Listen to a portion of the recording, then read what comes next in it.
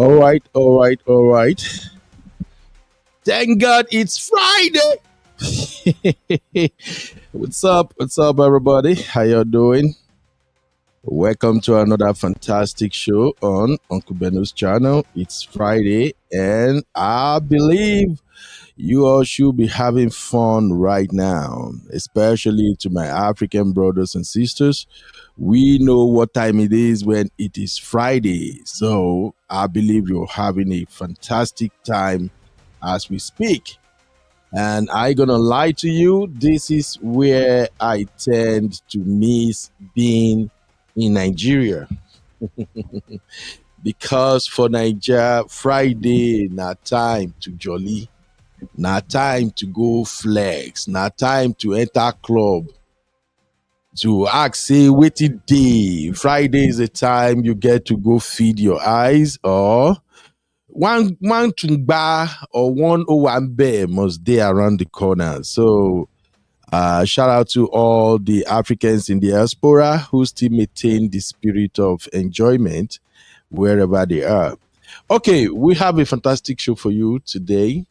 Like I said, there's gonna be a lot of updates after Ifunanya has concluded her story, and the updates are coming in. Here we do our due diligence. I don't come to you with stories that are not verified, and I'm here to give you some closure to some of the questions that were asked during the series on Ifunaya's testimony. Thank God we have a studio number. Many people have reached out to me. A lot of people are watching the show and they called some text, and it's just kind of like overwhelming. However, some of the people that reached out to me, I was lucky to have people who know what's up.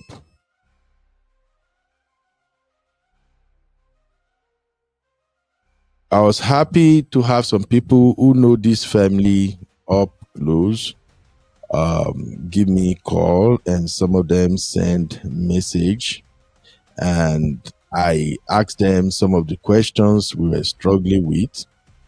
Now, one thing I gathered from all of that is that the Ifunaya family, they are a very, very private family. So I'm just going to summarize what I learned from the callers. I will summarize it in few words, and I kind of break it down into what you're seeing on the screen right now. So that's why we have New Yorker witness account, because some of the people that reach out, they actually know this family very, very well, like deeply well. So I got some information about how it all started, and they also describe the character of Ifunaya and the role of the Enuguku people. That is my own take. I've told you guys I rewatched those videos again, and I think we are missing some key elements in the story. So we're going to talk about the role of the Enuguku people. And finally, we're going to talk about the 10 lessons from the testimony. So that is what we are here for. But first and first, do me a favor, hit the like. And if you are watching for the first time, join the conversation. Don't be a stranger. And go grab your eyes. Go grab your eyes. Because on this show, I have a guest. I personally invited him yesterday because of his views. So I'm bringing the guest on the show. We're just gonna have conversation, and that is where I want to like appeal to you, real fam, everybody who's watching. Remember our rules: respect our guests, no dragging, no trolling, no name calling. This issue happened between Ifunaya's dad and her mom and the family, And we have established that Ifunanya came out to tell a story filled with testimonies. Ifunanya did not come out here to tell story of her parents' marriage. She did not come out here to tell story to paint a picture of her as an angel, but rather Ifunanya came to tell the story of what she observed as a young lady while she was trying to rescue her dad. And in the course of covering this story, people have called in, people have dropped their take in the chat, and why some people see through the story, some people have reservations, and for me, I like to have difficult conversations. So we're gonna start today's show with some difficult conversation. I just wanted to hear the sides of the story from my guests. So please do me a favor, respect my guest. Don't no curse word or something. Remember, you can attack the issue, you can attack the topic, but do not attack the personality. All right. Thank you very, very much. And co-hosting with me today, I got my baby girl Simbe. And also Trendy Tosi is right here.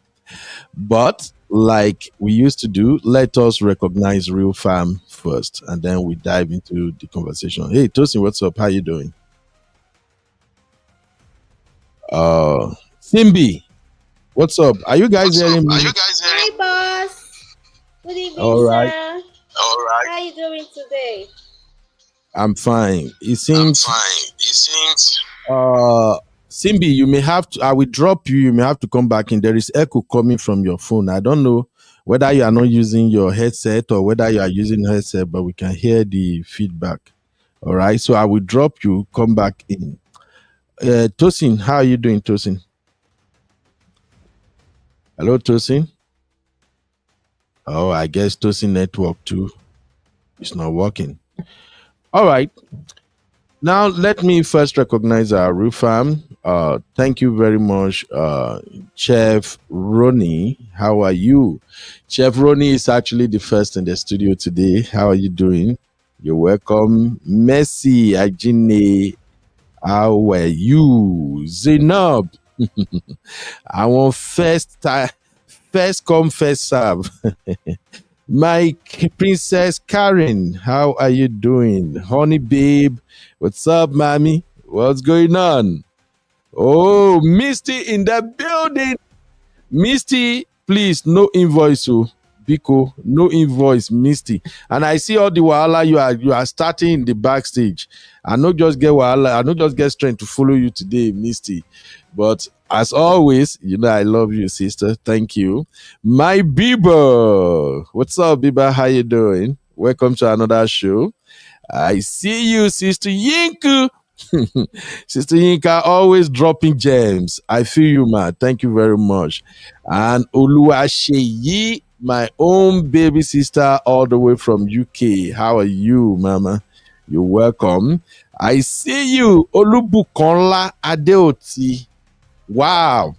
Adeoti, I have a friend who used to be an Adeoti back in Nigeria. Welcome, my sister. And then Uncle Dio in the building.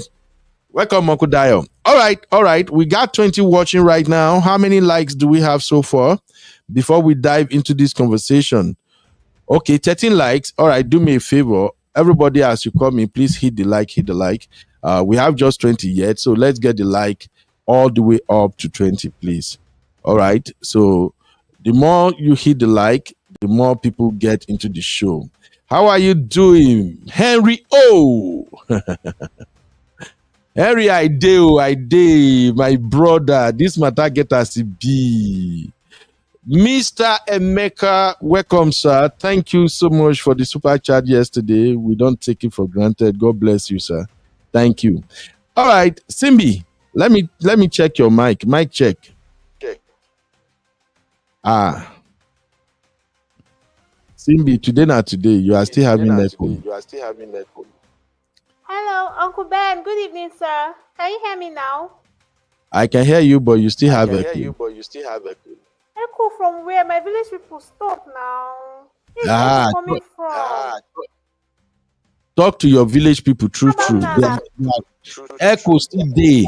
You did something. Either you are Oh using, God. you plug earpiece, or you are not using earpiece. You did something with your phone, or you may have to restart your phone because that echo plenty. Tosin, how are you doing? Hello, Tosin. I still can't hear Tosin. Hello, sir. Good evening, sir. Good evening, sir. I'm here, sir. Sorry, it was my network the other time. Good evening, Ring Oh, fam. okay. Okay. Good evening, Welcome on board. everybody. All right. Thank you, Let's sir. start. Thank you, everybody. We're gonna start right now. Sorry, I was a little bit late. I was trying to convince my son to allow me to give him haircut, and the boy is like, "No way, that I can't give him haircut. He has to go to the barber shop." And I'm like, "This boy will be saying, I mean, they barber your hair from small. All of a sudden now, because you don't they grow, you can't feel say I know if you barb your hair again." So we were on it, and then finally he calling the entire village clan on me. That daddy want to cut my hair. Daddy want I want to go to the salon. And finally, I don't have any option than to take him to the barber shop. That's why I was late. So I'm so sorry, guys. All right, let's dive into today's conversation. You're welcome to Uncle Benno's channel.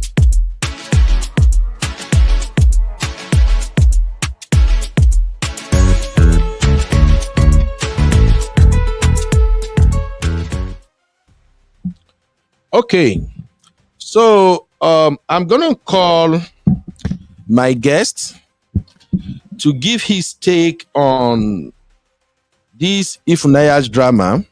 Then I will move on to tell you what I actually learned from the New Yorkers, the people who really know the family very well.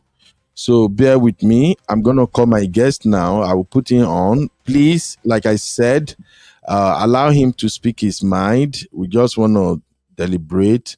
He's a very nice man. He's not against Ifunaya. He's just feel like there are some areas, there are some missing piece that has to be addressed. So we know what we do here. We don't tolerate any form of insult or anything. You can disagree with opinions, you can disagree with issues, but do not attack anybody. All right, I'm calling him right now. Hopefully, he can be free to join us. All right.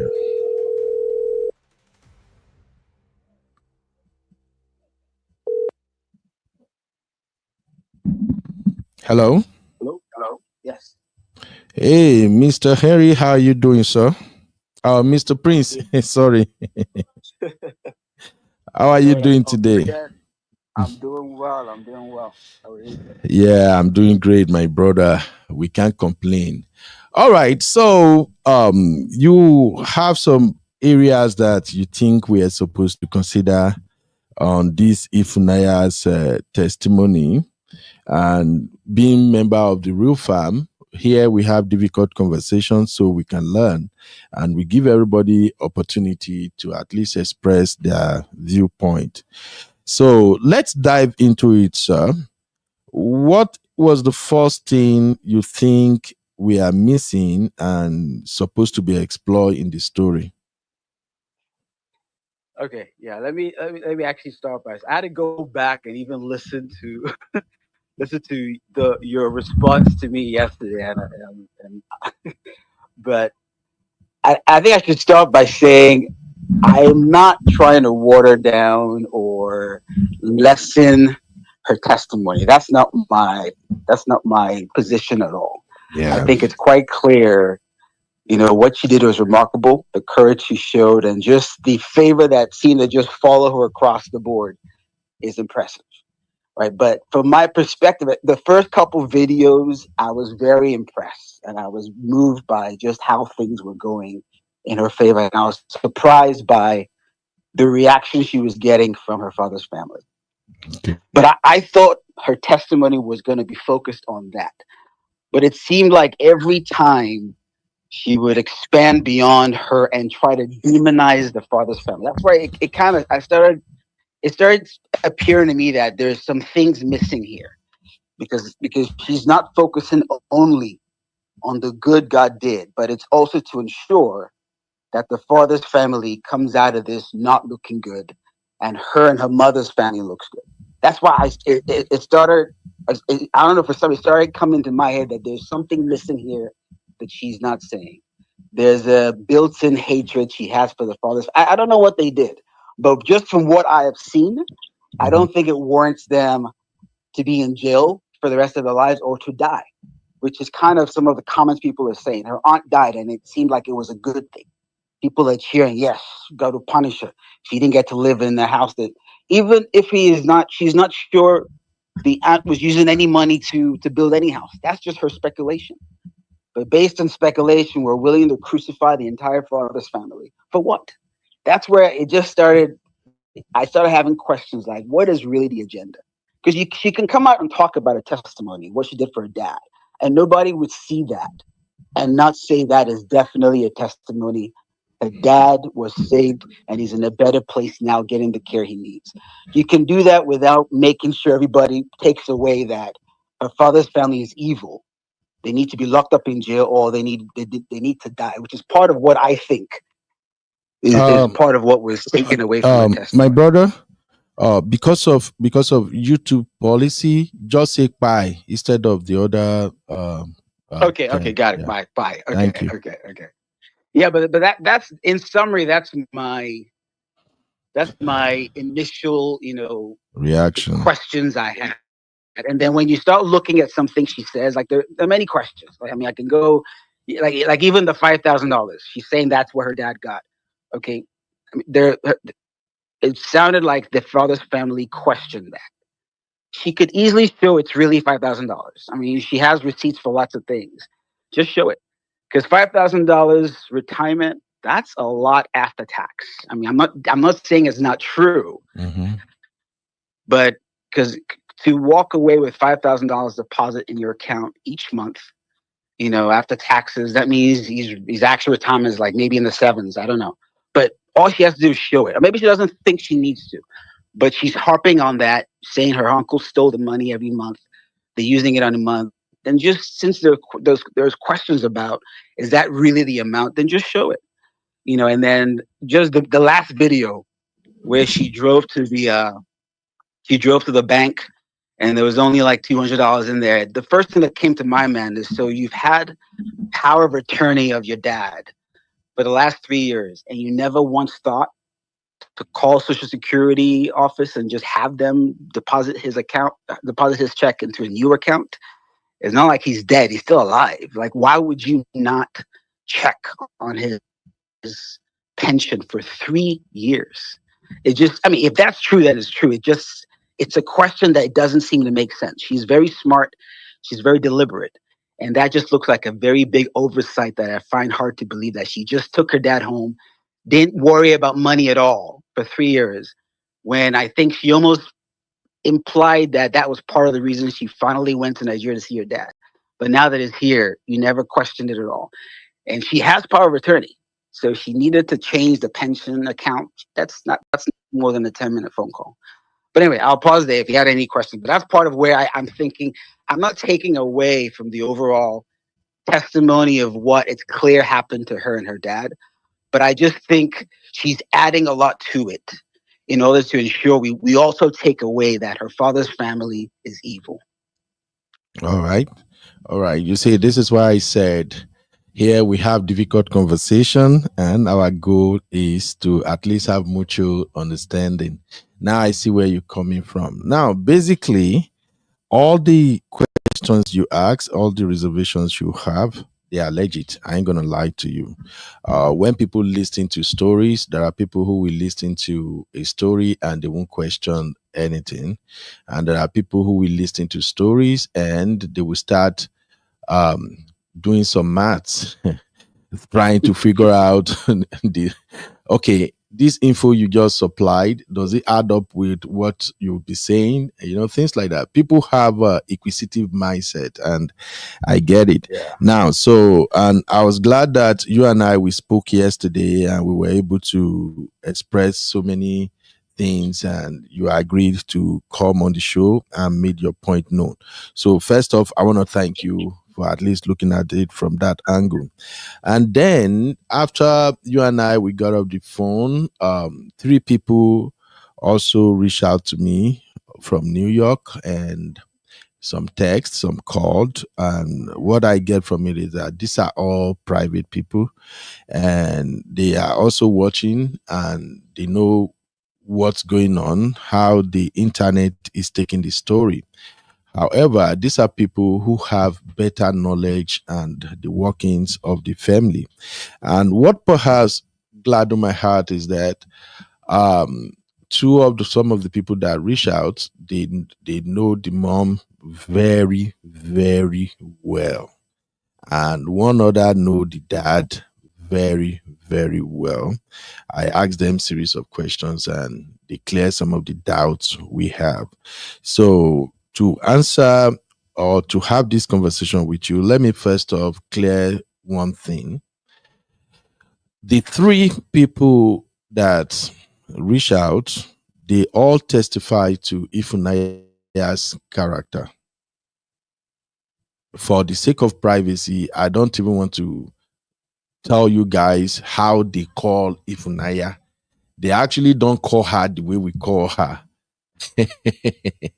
You know, when people are talking and when you spoke with people for like 20, 30 minutes, and anytime they want to refer to an individual, they call that individual that same name consistently. That was different from what we all call her on the internet. That's how you know that, oh, they know her deeply.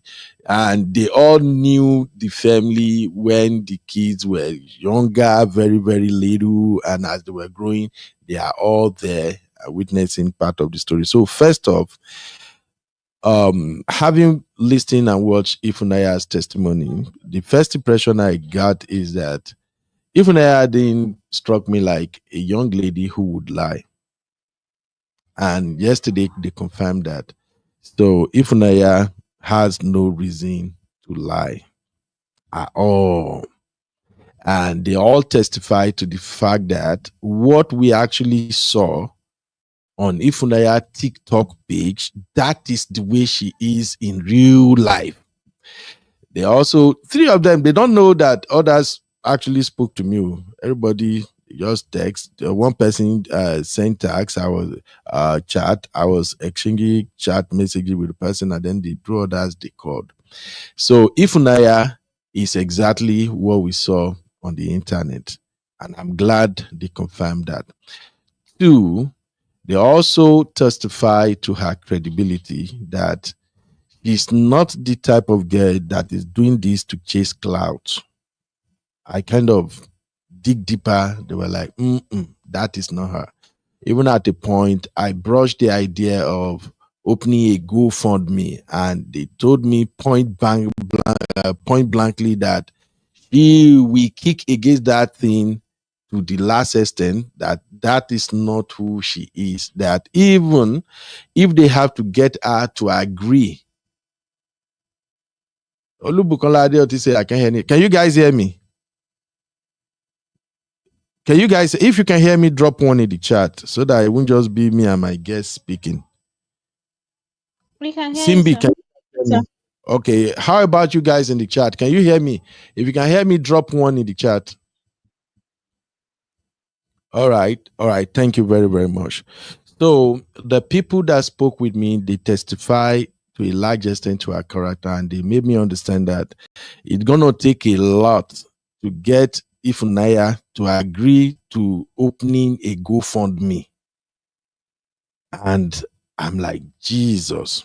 And I was also told that the way the way we saw her in all those upsetting situations, and she was still speaking calmly, that is how she is in real life. And I agree, because myself, I've seen, like, I can count like 6 different scenarios that almost ordinary individuals will have lost their mind. But we also how she handled it. So my brother, I'm saying all this for us to be on the same page that the story Ifunaya told, that story is not over bloated. She wasn't telling that story to seek public sympathy or something. As a Christian, She was just telling that story for people to know that this life is not what we think it is. So that is cleared. Now, um, another thing I think you and I we can have conversation around that I think I agree with you is this. If Naya never told us where her father worked and at what level did the father retired. And I don't think we also know the father's age. And if you watch yesterday's show, when I was breaking down, when I was analyzing how retirement works in America to the best of my knowledge, if you don't have degrees, you are not like maybe doctor engineers and all that, if you are just somebody with average qualification, and depending on the job you work on and what your pay was, your pay grade, what it was as at the time you are retiring. From what I've learned from uncles, senior African men that I know, when you retired, your social security as well as your pension usually hovers around 2008 to 3005. Now, depending on the organization where you work. So, are we on the same page on that? Yes. Okay. Now, what I've also learned is that people who get paid more, it all depends on how much they were putting into their retirement fund and other programs. Like, literally, I'm a nurse. I know nurses, I know RONs that these RONs we nailed like 100 grand a year without overtime. After tax, they end up with like maybe 78, 80K in a year. Now, when they work overtimes and all that, there are some RONs, just RONs, there are some RONs that clish 150K, 160K, depending on the state, right? So I know a lot of people that they are 401k. Some of them, especially once they are getting closer to retirement, some of them increase their 401k contribution to 15-20% of their salary. And if you work overtime, more money go into your 401k as well as other packages where you have your money saved up for retirement. We have a lot of funds. We have IRA. I know you should know all that, right? So I do know that people who do save for retirement, they might increase their contribution, and that can enable them to make more at retirement. All right. So I'm saying all this to say that you and I, we both agree what Ifunaya's dad is making should be like around 3,005. But when Ifunanya say 5,000, I do believe that that man can earn that. Why? The people I spoke with yesterday, one thing they told me consistently is that Ifunaya's dad is a hardworking man. They say he's a hardworking man, and they made me understood. You say what? But she told us he was a New York government employee. So that one is it's based on his pay at the time of retirement. Yeah, it's not. It doesn't really matter how it's based because he gets a salary, right? He was a government official. Yeah. Which I mean, like if you're a government official, your retirement, your pension it's a percentage of your final pay. They may go like the last 3 years or the last 5 years. So it's based on that, not necessarily. I mean, unless he did something extra, which he might. Okay. He might. Yeah. We're just speculating here, and we are going by what we know to be facts. Now, I've never lived in New York, but I have friends that have lived in New York. They work in New York. I have a lot of friends who lived and work in New York. And one thing I know is that New York pay more. I live in Texas. Texas don't pay as much as New York. Texas don't pay as much as California. In fact, my nursing friends are moving to California now. So those in the chat, please, if you live in America, help us make it make sense.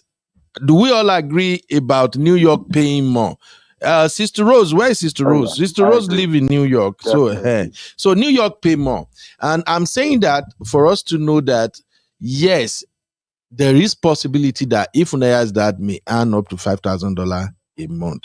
So if we agree on that, let's move on to some other aspect of your concern. And you are not alone. Okay.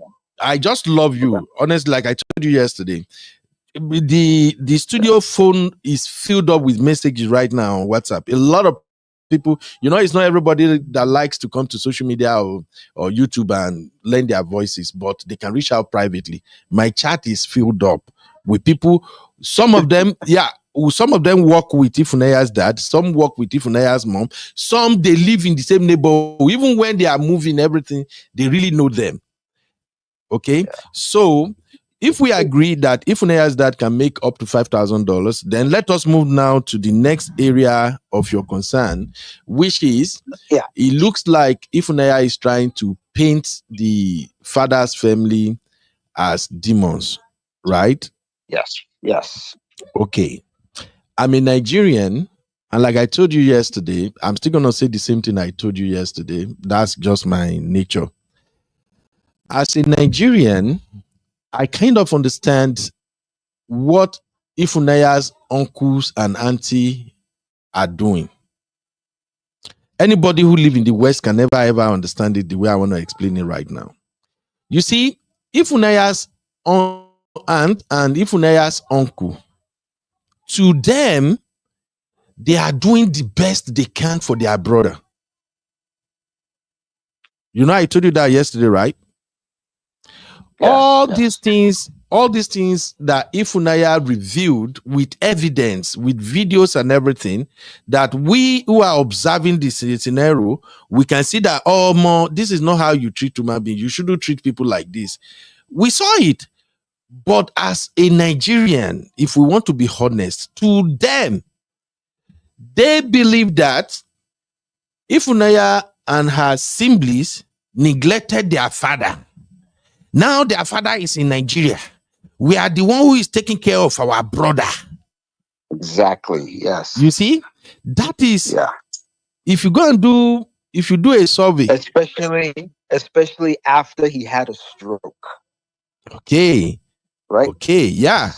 So if we go have a survey in Nigeria right now, if you get a sample of 1,000 people in the survey and you ask them to watch the same videos that we all saw and everything, and you ask them their take, I'm not trying to put Nigerians down here, but I can bet you 40% of Nigerians will still take side with the father side, and they will say, don't mind the children. Don't mind the children.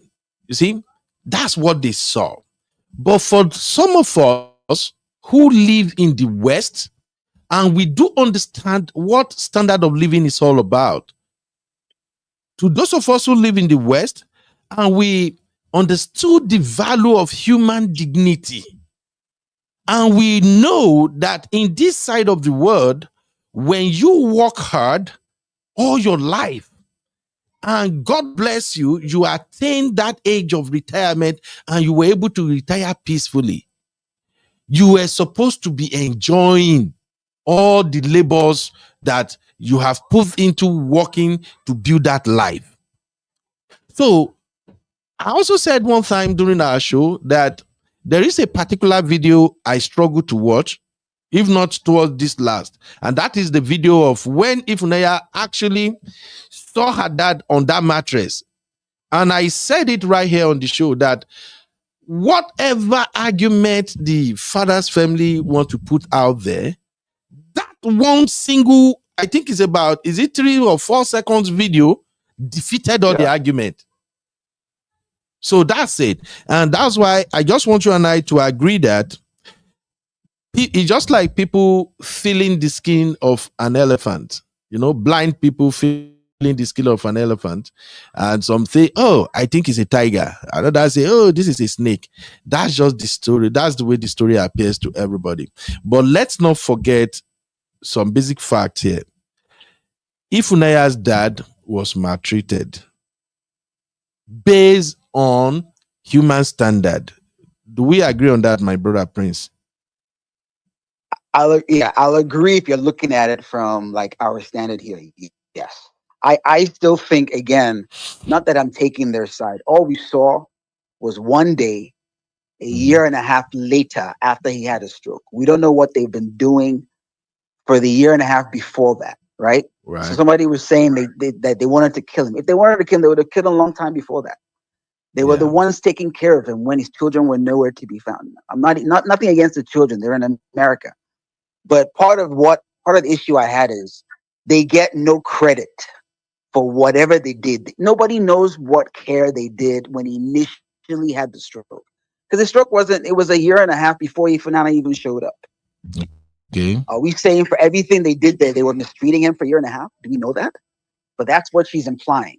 And I think I would have thought when the child shows up, even if she's not happy with the conditions, she should still appreciate what the family members did to take care of the dad until that point. I know I would. Yeah. If my one of my parents were sick back in the village and I got there and one of my aunts was taking care of my, I would appreciate what, even if I don't like it, I would appreciate because it's not their responsibility. It's for me and my siblings to take care of my parents. But I agree. When we're looking at it from America, we're looking back and we're looking at the mattress, it looks dirty. Yes, I agree. It looks like they're not doing the best. Looks like maltreatment, neglect. I agree. Yes, looking at it from our lens, I can see how someone could walk away with that perspective. Okay. All right. Let's now consider another angle to this story. Did you watch the entire 19 series, right? That's the one when she went to the bank. Yeah, yeah. I think Yes, that was yeah, I like did. yeah, Yes. okay. Now, all right. Let us examine another aspect in this conversation. Uncle Gabriel. You are aware Uncle Gabriel was the one that they transferred the power of attorney to when they took it off from Ifunanya, Yes. right? And Yes, but he I don't look at it as trans. I wouldn't say transfer. He got issued one as well, right? So they both have one. no, from what I gathered from my research so far, the father revoked the power of attorney from Ifunanya and gave it to Uncle Gabriel. They did not. They don't both have one. It was later when Ifunanya went to Nigeria and rescued her dad, and they got to Lagos. That is when Ifunanya got the power of attorney back.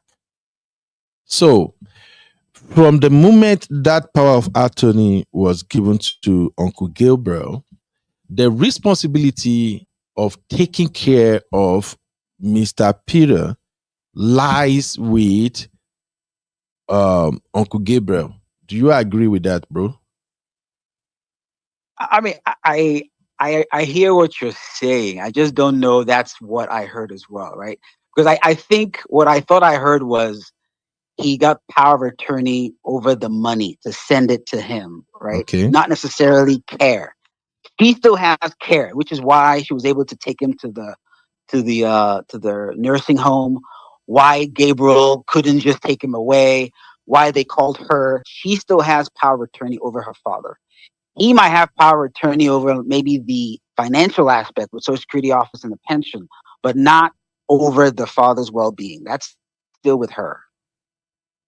Okay. Are we saying the same thing? Or yeah. Just want to No, make sure. yeah, I don't see it that way anyway because as a podcaster, Okay. Okay. I have to listen to the story over and over again. Everything is just like Okay. about 2 hours, so I have to listen to it over and over again just to get my fact right.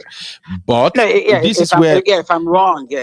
If I'm wrong that he took it away from Ify and gave it to him, yeah, then maybe I missed that part. yeah, That could be possible. they took it away from Miffy, they gave it to him. And during Okay. one time on this show, I think one of our legal minds came here to help us sort these things out because at the point I was confused, like how exactly does this power of attorney work that they are just pushing it here and there, you know? And I think they said if they notarize it or something, but basically, let's just say people can listen to same story and have different interpretation, right? But Yeah. me, I choose to believe Ifunanya over whatever any family member are saying. And the reason I choose to believe Ifunanya is because I think on one of our show, we read what the traditional prime minister said about the situation. The traditional prime minister knew how Ifunanya's dad lived his life in Nigeria. Everything about the story was aware of it. And when the traditional prime minister gave account of what he knew about the case, it matched exactly what Ifunanya was describing. So that kind of do it for me, like, okay, Ifunanya is not lying. Then when I finally get to see Uncle Gabriel and the way the uncle was acting, and then I researched the uncle further, and I get to find out that this uncle has been in America for a very long time. He's married to a Filipino. He have four girls who are all doing sports. And he used to be a court officer and all that. And all these things are happening. This is a man who have lived in America and quite understood how we value human life and dignity in this country. And this is your brother who brought you to America for that matter. And yet, Ifunanya's dad was left in that deplorable state. I watched a video where Ifunanya was giving the dad a bath. They were just, cleaning him up with wash clothes. And those towels were dark. Apparently, that man have not been showered or given a bath for, it could be maybe 1 week or 2 weeks. So, my brother Prince, I do understand that as Africans, we want to give the family members some grace. But to me, there is no grace here. The only thing that can make me say, okay, maybe let's look into this again, is if the Uncle Gabriel himself comes out and tell the world the role he played. So, Yeah. if I hear you. I would actually say to do it even better, Mr. Peter himself should come out and testify for the goodness to what his daughter has done, and to confirm that his family is evil and they maltreated him. That would just put everything. But I seriously doubt he would consider the way his family treated him as maltreatment. I would seriously doubt that he thinks his siblings are all evil. That would really, because everything we're talking about right now is about Mr. Peter. He should just come out and say, yes, my daughter is correct. My family was maltreating me. They're evil. And if not because of her, I would have died. And I'm glad for her. And I'm glad I don't want to talk to my family members again. Okay, you just speak like an American right now. Even you, my brother. Yes, even you, my brother. I don't think you will come out and throw your family under the bus like that. That's part of my point. Yes, you won't come out. You won't, even if your family maltreated you real bad. We are all Africans. We have family members who have done shit. I got my own story. I knew what my dad's family did to my mom after my dad passed. But do you think, even with all the resentment I have for my family, for my father's family, you think I'll come here on social media and tell you this person did this person did that? No, that's not how it works, my brother. No, but she did, right? All I'm saying, no, I hear what you're saying. Look, she did, and she has the right to do. I get you, my brother. I know how much you just feel like this is kind of wrong to not even give credit to the father's family for what they did. But my brother, let us just, I don't know if I can get you to agree on this, but let us just examine this briefly. In all of these things that happen, if I ask you to put the blame on just one individual, who would you put the blame on? The blame for what? His treatment? Or everything in all of this story. In all of this story, if you have to put the blame on just one single individual, who would you blame?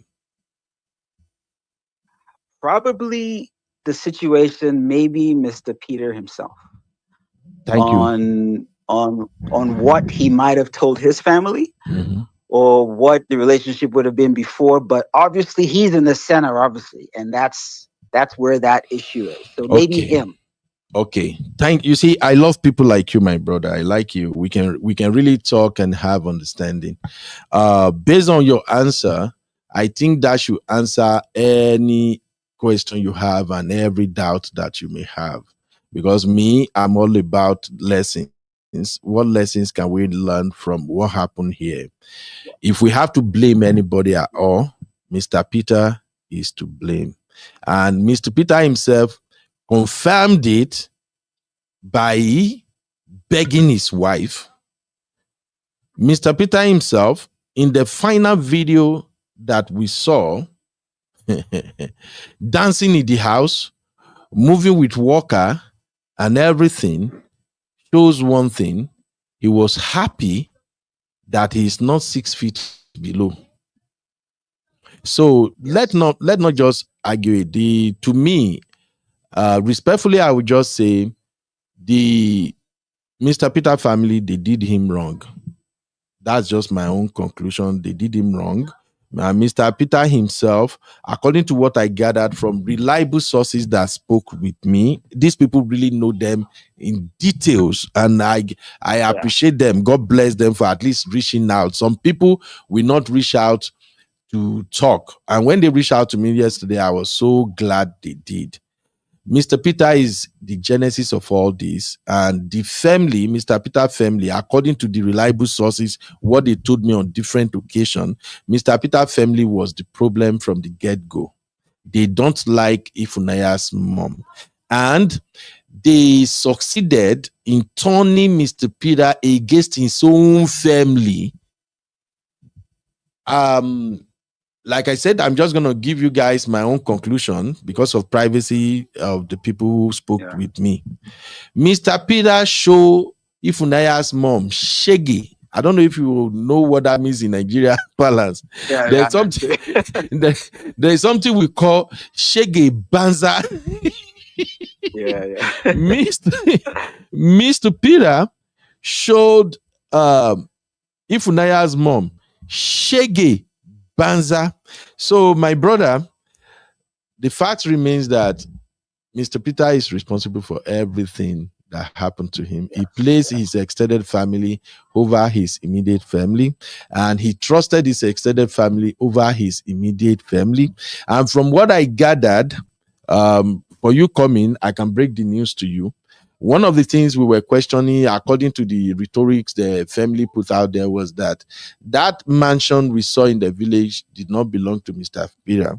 But from the reliable sources, I've gathered that Mr. Peter owned that mansion, and he built that mansion with the sweat of him and his wife. And from what I heard, the wife worked her butt off to build that house. And I can testify to this. I can say it. I'm not, everybody knows me. I'm a brotherhood. I will always defend men. But based on what I've seen in America, I can tell you that 70% of those mansions you see people building in Nigeria, wives' money are, some wives have more than 50% of the money in those houses. So when they tell me, I know, for a man who's working with the state government and everything, is not a businessman, and you want to build mansion, now him and his wife, now they say they build that house together. But Mr. Peter, I don't want to, I mean, I know you're on a roll, but I heard, and maybe I'm wrong, I thought they were divorced over 20 years ago. If that's the case, I could be wrong, but if that's the case, I don't see how they would have built unless that house has been built for over 20 years. Maybe you're right. Did anybody told you they were divorced over 20 years ago? You have any someone solid said fact? That somewhere. Yeah, I read that somewhere. I could be wrong. I don't know. Yeah, I don't know. That's what I'm saying. I could be wrong. You know what, bro? That's why I started by saying I could be wrong, but I heard that. You know what, my brother? I'm just gonna say it. You need to develop the mindset of a podcaster. What we podcaster do is because Yeah. we read a lot of Let me stories ask you. every day. Yeah, go Yeah, let ahead. me ask you this: though. Did they tell you how he's doing? How is Mr. Peter himself doing? He's good. You Because did. that's another thing. I was hearing some people were saying he's got dementia or something like that as well. Like, is he okay? How's he doing? I honestly don't know about dementia, but if he can apologize to his wife, that means at least his brain is still He's functioning to doing some good. extent. Yeah, that's true. That's true. Okay. That's true. And Okay. then two, the video Ifunanya shared, all the thing I saw Mr. Peter doing, I don't think that man has dementia. He may experience some memory loss, maybe as a result of the stroke or something, but I think he's getting better. That's all I can say. He's getting better. All right. And before I let you go, I also want you to know that Ifunaya's mom is the one taking care of him now. Okay. If that information can help, Ifunaya's mom is the one that is shouldering majority of his care right now. And when I heard that, I said to myself that Jesus, how? I asked one person, what kind of a woman is this woman that a man can treat you like this, divorce you, all your labor, everything? And according to what I gathered, that woman went through it. Oh, the family and the husband, they really, really put her through it. So I was like, how can she have that grace to still have the husband who left, To take care of them. feet, Yeah. walking, talking, and now come back, even struggling with daily activities. And yet, she took him back, still taking care of him. And what they told me was that is one woman who is also a well-grounded woman. So, my brother, thank Yeah. you for talking to That's me. very good. That's Yeah. very good. Yeah. Thank you for talking Thank to you for me. having me. Yeah, yeah. Thank you for All having me right. on as well. Like I said again, just for everyone, I don't want Hello? the testimony as a whole is impressive. And Yeah. it really shows the drive and determination of a daughter to go get her dad, and that should not be dismissed in any way, shape, or form. So I just want to just close Yeah. by making sure everyone's clear on that. I Thank don't want to you. dismiss or water down her accomplishments here as well. Thank Uncle you. Ben, thank you Thank very you. much. It's a pleasure being on. Praise, my brother. You deserve one bottle of Hennessy for at least coming to talk to me. I'll take it. I'll take it. Send him out. For real? Okay, bro. Let's chat. All right.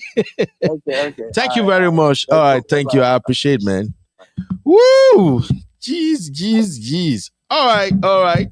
That is my brother Prince. Like I told you guys yesterday, Prince was following everything we did. So Prince dropped some comments in the some of our videos, and people were going after him like, how dare you?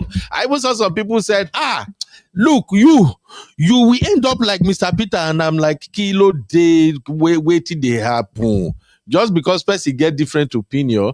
But you see, that is why I'm always giving God the grace that we can have a platform like this where we can handle difficult conversation. And having said that, I want to thank everybody, all the 100 of you watching right now. I want to thank you for at least giving my guest the grace to express himself. Thank you for not trolling him. Thank you for not calling him out. And thank you for dropping all your opinions. Like I said, plenty series today, because what my mind is telling me to do is to go through every comment on all the shows we've done, and then we react to it. But that segment is just for my guest to speak his mind. Now, for those who want to call in, the number to call is 512-771-1036. This is Uncle Beno's channel. We are the Real Fam. All right. So if you want to call in, that's the number to call. But I want to thank all the Real Fam members for your understanding, and everybody who are watching right now. I thank you very, very much for your understanding. It's rare these days on this internet space to have people speak in contrary opinion and they are not being dragged, they are not being cursed out and things like that. So I really appreciate you all. I don't take this for granted. Okay, God bless you. All right, people are calling already. Let me take this call. Okay, that I think the call dropped. All right, let me close out this segment and then we can go into deeper conversation. And whoever want to call in, you are free to call in. Don't forget, this is Hangout with Uncle Ben.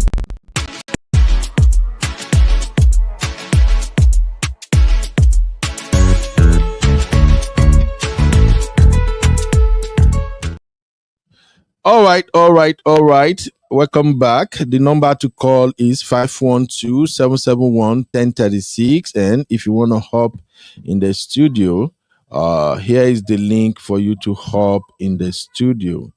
Now, to go back to what I originally planned to do today, we're gonna move into our special segment. You see, I can't love this real fam less. So I love how we work together as a team. This segment is called Make It Make Sense. Make it make sense. And shout out to our honey babe. You know, I told you guys our story here. We come up with everything all by ourselves. Nobody. Now we go just sit down, just say, okay. This is how we want to do this one. We roll with it. So Honey Babe created this segment. So shout out to Honey Babe. Make me appreciate Honey Babe for the chat. Now, you know, easy. Make It Make Sense is the segment where we look at issues and then we try to make sense out of it. So right now, let us do Make It Make Sense. And I see another segment coming up shortly. And Misty will be credited with that segment. I saw it in the chat this morning, but because I was doing basketballs with my son, I tried to give him a haircut, and the boy was like, hey, Daddy, today not today. Me and you, one person go leave this house today if you venture try to give me a haircut. So I couldn't really flow in the chat. Misty, in case you don't know, Misty have introduced what we are now going to be calling clan meeting.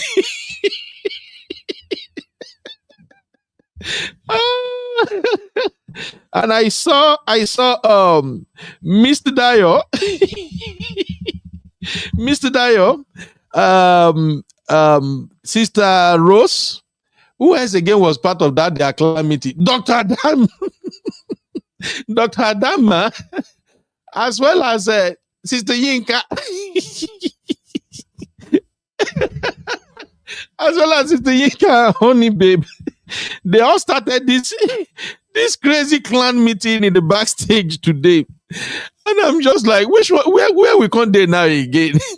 So I went back to read the chat and I see where Misty was sharing some things with the real fam.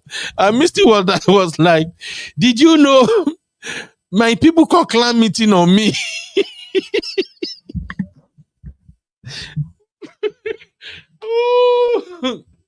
Make una no verse, I beg. You know, I told you guys I'm a very happy person. So small things, you know, look enticing to me. Small things they make me they laugh. I live a simple life. I don't get time for negative energy.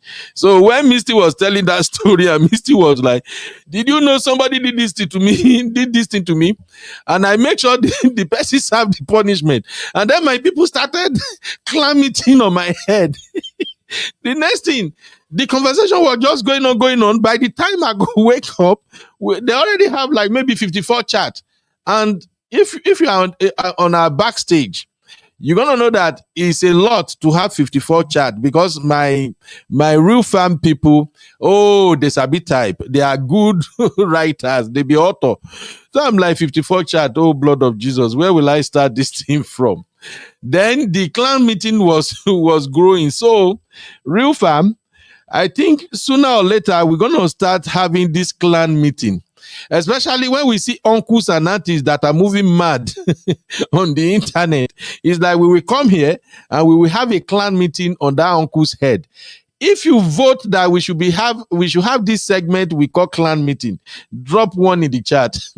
Sorry for the new members that are following us. This is how we come up with our thing here on Uncle Beno. All right. So if you want us to be having clan meeting, when there are some issues out there that need to be addressed, we can come here and we will have a clan meeting where everybody will decide where they want to go. Oh my God, Missy, you messed me up today, Gary. You messed me up. All right. Mr. Dio, you're welcome, sir. Mr. Dio, what is your response to what my guest said during that our chit chat, sir? Yeah, thank you, Uncle Beno, and happy weekend to all of us. Thank God it's Friday. I actually like what Mr. Prince said.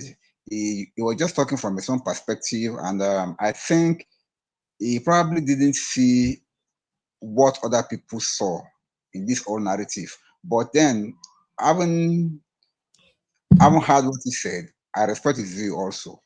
But the truth of the matter is that everybody knows that assumption against reality evidence, they are not the same thing. Okay, it is better for somebody, you can assume anything, but when confronted with fact or evidence, your assumption will just fade away like a vapor. Because based on this, I said something earlier on this in this line of our thoughts that everything that Ifunanya have said so far, because she is showing us proof and evidences, we can confirm that. But every other narrative that we've had, I don't know if there have been any single evidence towards that fact. Of course, there are so many narratives from families, from street people, from village people, but none of them have given us any viable evidence to buttress their facts. So to me, I stick with Ifunanya all through this. Thank you, sir. All right. Thank you, Mr. Dio. Okay. I'm coming on.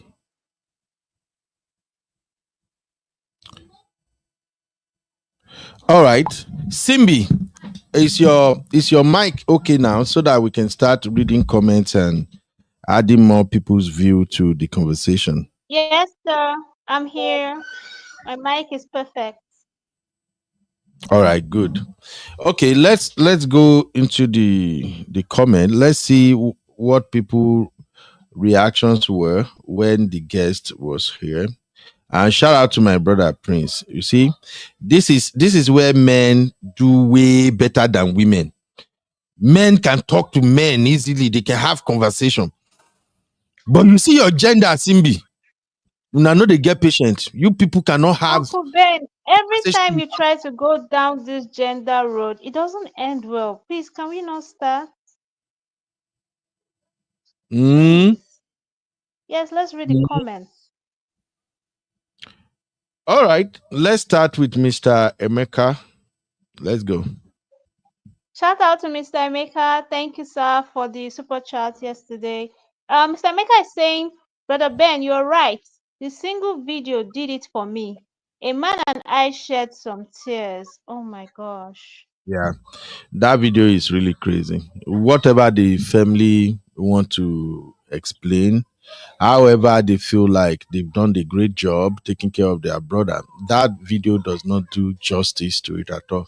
For a man who is making between $3,500 to $5,000 in retirement, that man is not supposed to be found in such horrible condition. And I'm gonna throw in one of the lessons people should take away from Ifunanya's story.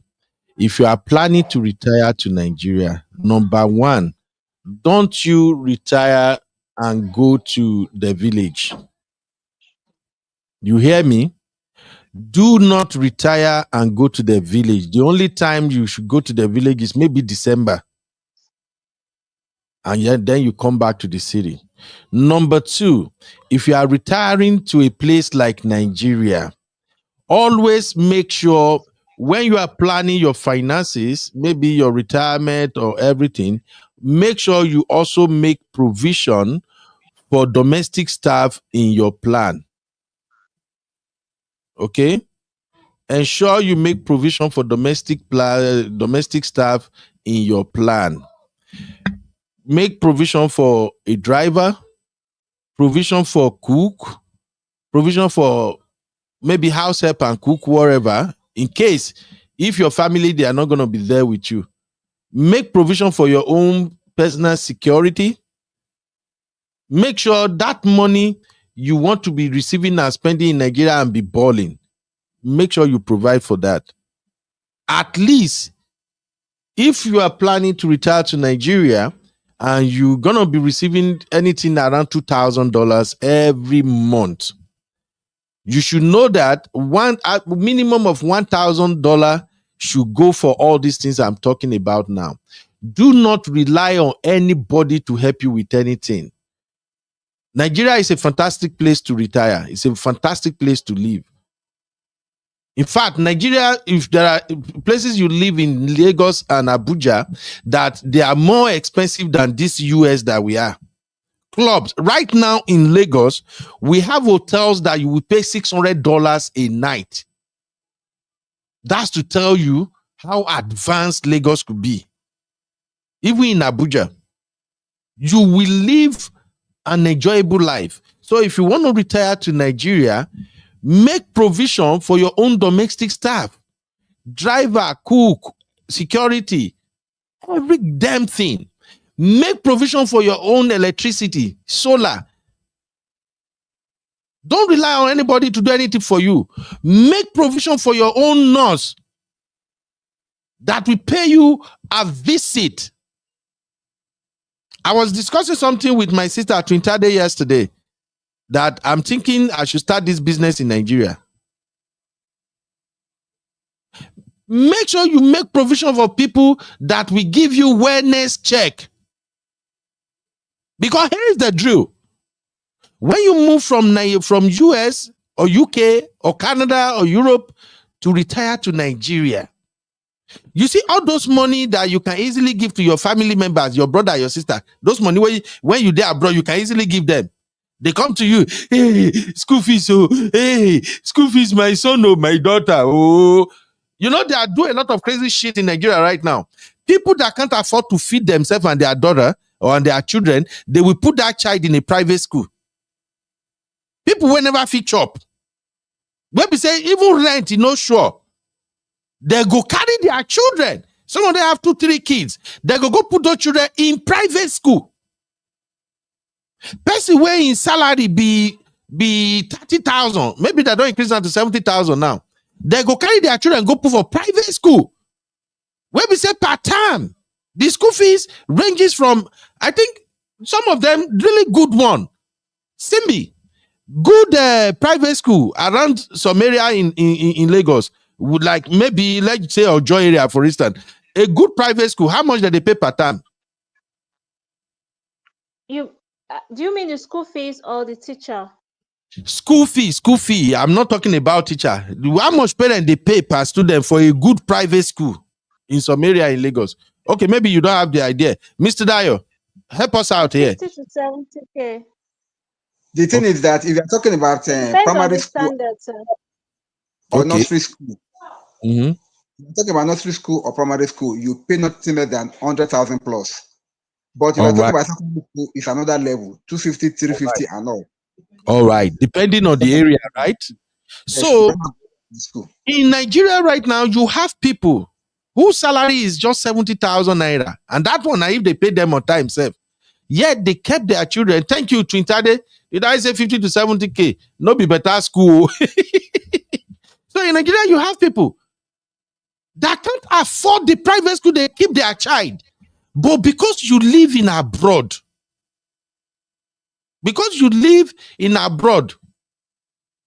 they go call you easily. Hey, auntie me, please. My husband business collapse. Hey, things are not working. And they have chased my children out of school.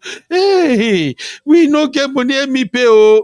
Because you live abroad, you just look at it, okay, 120K, Abi, two of them, 240K. Okay, that is just about $120. You will just send it to them.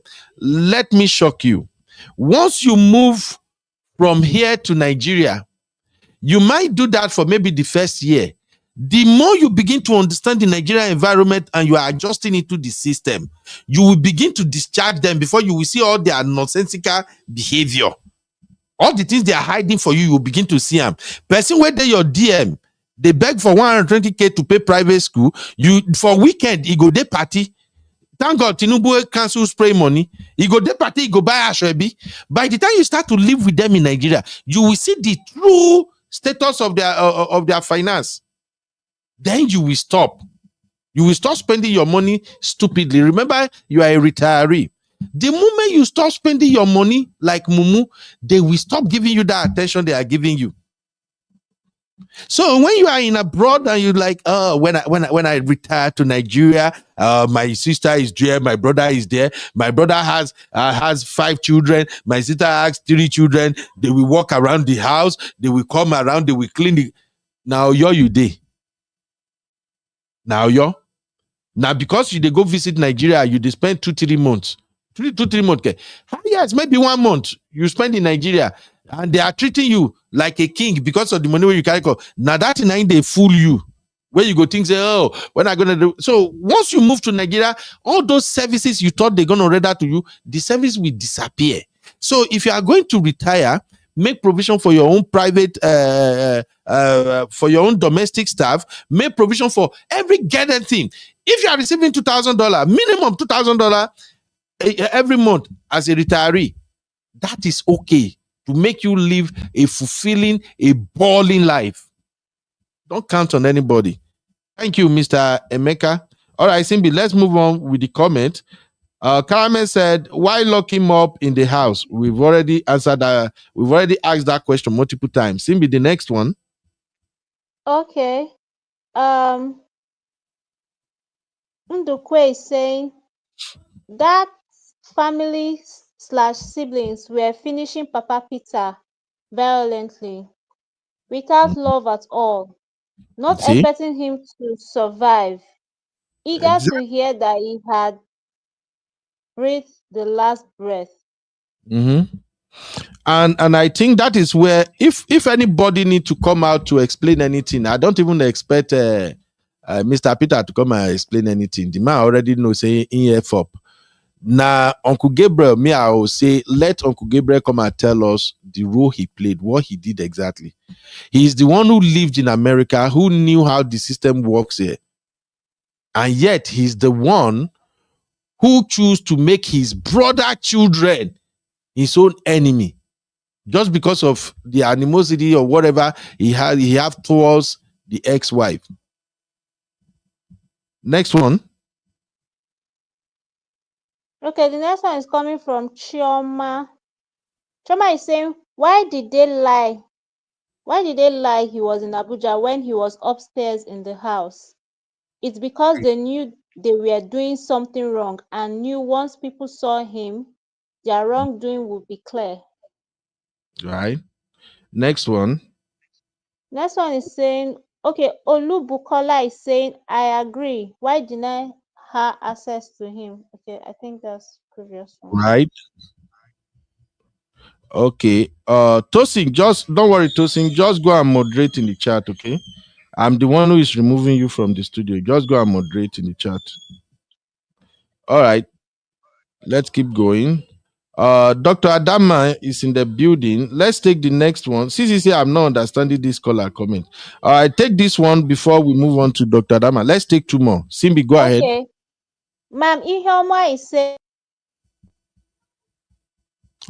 Simbi don't come out too. All right. Sister Ihoma, how you doing, my beautiful sister?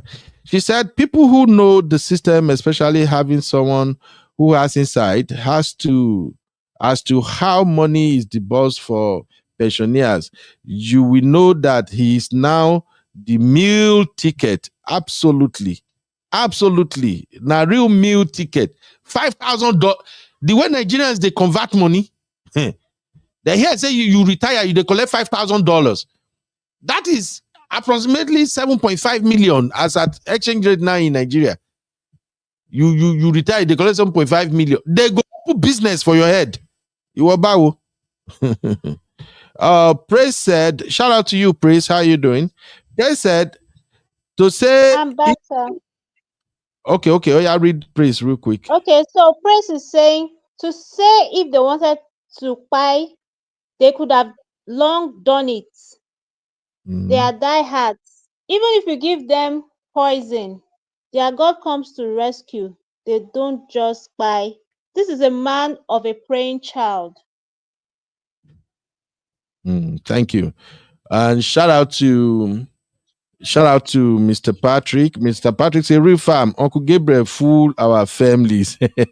Okay, Dr. Adana, over to you, ma. What's your take in all of this, my sister? Good afternoon, everyone. Good afternoon, Mr. Dio, Cindy. Thank you for everything, Uncle Welcome, Beno. Dr. Adam. Good Thank afternoon, you ma. for everything you're doing. Well, this is my take, Uncle Ben. I heard what the caller said, and Uncle Ben, please correct me. Is this the caller you were speaking to that you said you wanted to have a private conversation, Prince? Was that the person you were talking to? Uncle Ben, can you hear me? Yeah, I can hear you. Now your children they Yeah. disturb me. Go ahead. Oh, okay. So I said, was that the caller that you were talking to that came to the studio when you guys were having a conversation? I'm just being nosy. Was that a caller? Yeah, Oh, we're breaking up. Oh, I can't hear you. we can Well, actually this hear is you. what. We can hear you. Okay. We can hear you, ma. Go Yeah, ahead. I can't hear you guys when you talk back. Let me go into my office. Maybe that will help. Well, this is my take on what everything. There's a lot of points. Whoever the caller is that came, he made. I think we need to I feel like this story, quite frankly, I empathize with the family and what they're going through. But at the same time, there comes a time where we have to say enough is enough. You know what? And for someone like me, with all due respect with what they're going through, I believe in privacy and I don't know where this is going because the truth is, quite frankly, none of us, we're just spectators and we're just, and whatever that is going on, I think accountability starts with Mr. Peter. Is that his name? I think Yeah. accountability starts with him. And this is going to, from us, like when I said, what did we learn? Hopefully, but I have no dinner plans tomorrow. But Uncle Ben, is amazing. The program I'm putting on tomorrow at Dr. Damages. If you Mm-hmm. see the number of videos I have from older people, our people who want to retire back home, and it didn't go well. Family members as well took advantage of them, but the people that have everything well put together, and it didn't end up well. So the point I'm trying to make here is we need to be careful who we trust, including family. Learn to love yourself first. When I wrote in the comment section, you need to have plans. When it comes to money, money can change people, including your children. Money can change any one of us. But at the end of the day, I would say something. Mr. Patrick did not do his true diligence, and Mr. whatever Peter, Mr. Peter, please, Mr. Mr. not Mr. Peter. Mr. Patrick. Ah, Oh, our Uncle Patrick is not involved. I'm just oh, kidding. I'm sorry. I'm sorry. Mr. Peter did not, whatever has happened has happened. If Ifunanya is listening, I would like her to take a break and focus on her dad's healing and let the family. There's something called I believe in privacy a lot. I don't believe in any dirty laundries. No matter, every family has its issues, no matter how put together they think you think they are, including mine. So at the end of the day, I think all those things where everything is being put on social media, maybe call me old school. I don't believe in that. Is I mean, I've had enough. I feel like we should be, and the more we are foiling it, the more it goes on. And African men, African, their mentality and prayer, everything, God this, God that. I believe in God, and trust me, I'm a Christian. But I think it comes a time that we need to detach our emotion and say things for the way they are.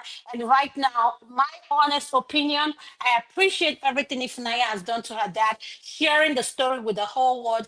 But if she's listening as someone who is older, I would advise her, please take a break and just focus on your own mental health and your own recovery, and just, stay away from the internet for now, because I think it's getting a bit too much for me as a online spectator.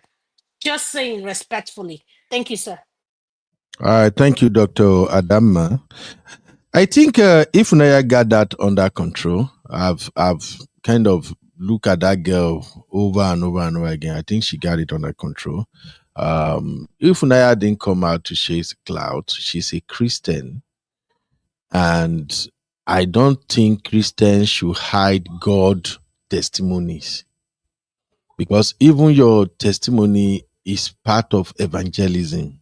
Christians in the house, tell me if I'm wrong. Pastor Simbi, Shemo wrong or I'm right. Peace. Uncle Ben, Hmm? Uncle Ben, she has given us a testimony. We've seen evidence and all of that. Yeah. But I personally think she should take a break from the internet and just focus on herself and her family. Enough is enough. Like, seriously. I agree with What I'm Dr. Adama. what I'm saying is I don't even think she needed any advice. She already know what she's doing. That's just to me. That's just what I'm saying. That I think No, Uncle Ben, she I think knows what that's she's where you're doing. wrong. Everybody Really? needs advice, including my own father calls his children for opinion. He's 90 something. So everybody needs advice. So, like Simbi said, and I know I'm not the only one feeling that way, enough is enough. We've heard the story. Let's move on to something else.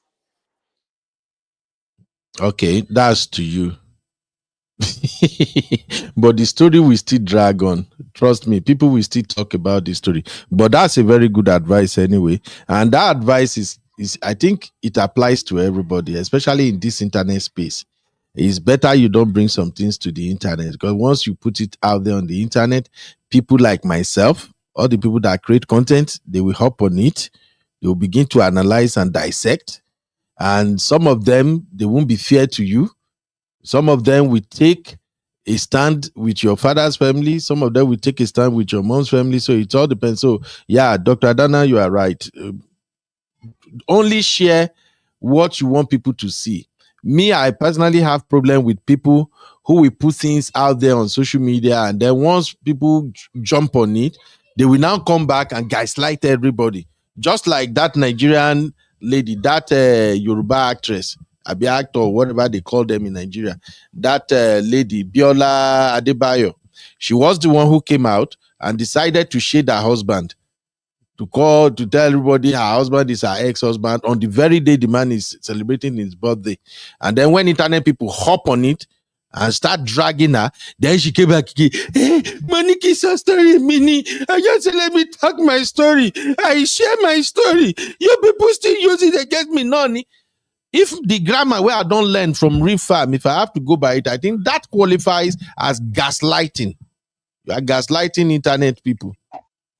Don't Yes. share what you don't want people to drag you with. I'm right, Simbi? Yes, sir. You are right. Okay. So if you have to score my grammar now, what will be the mark where you give me for that one? At least I sabi gaslighting. Okay, Because Simbi, so Simbi, you are gaslighting me every day here. So if you want to rate how? me, even by you saying how, you are gaslighting me. Hey, God. Okay, Uncle Ben, I'll give you a 7 over 10. That's a pass.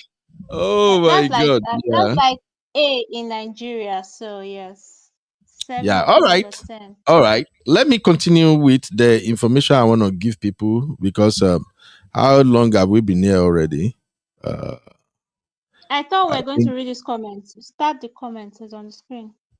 All right. Okay. Read the comment real quick. Okay, Be Blessed is saying no credit to the family because the video proved that the family took the trust Mr. Peter had for them for granted.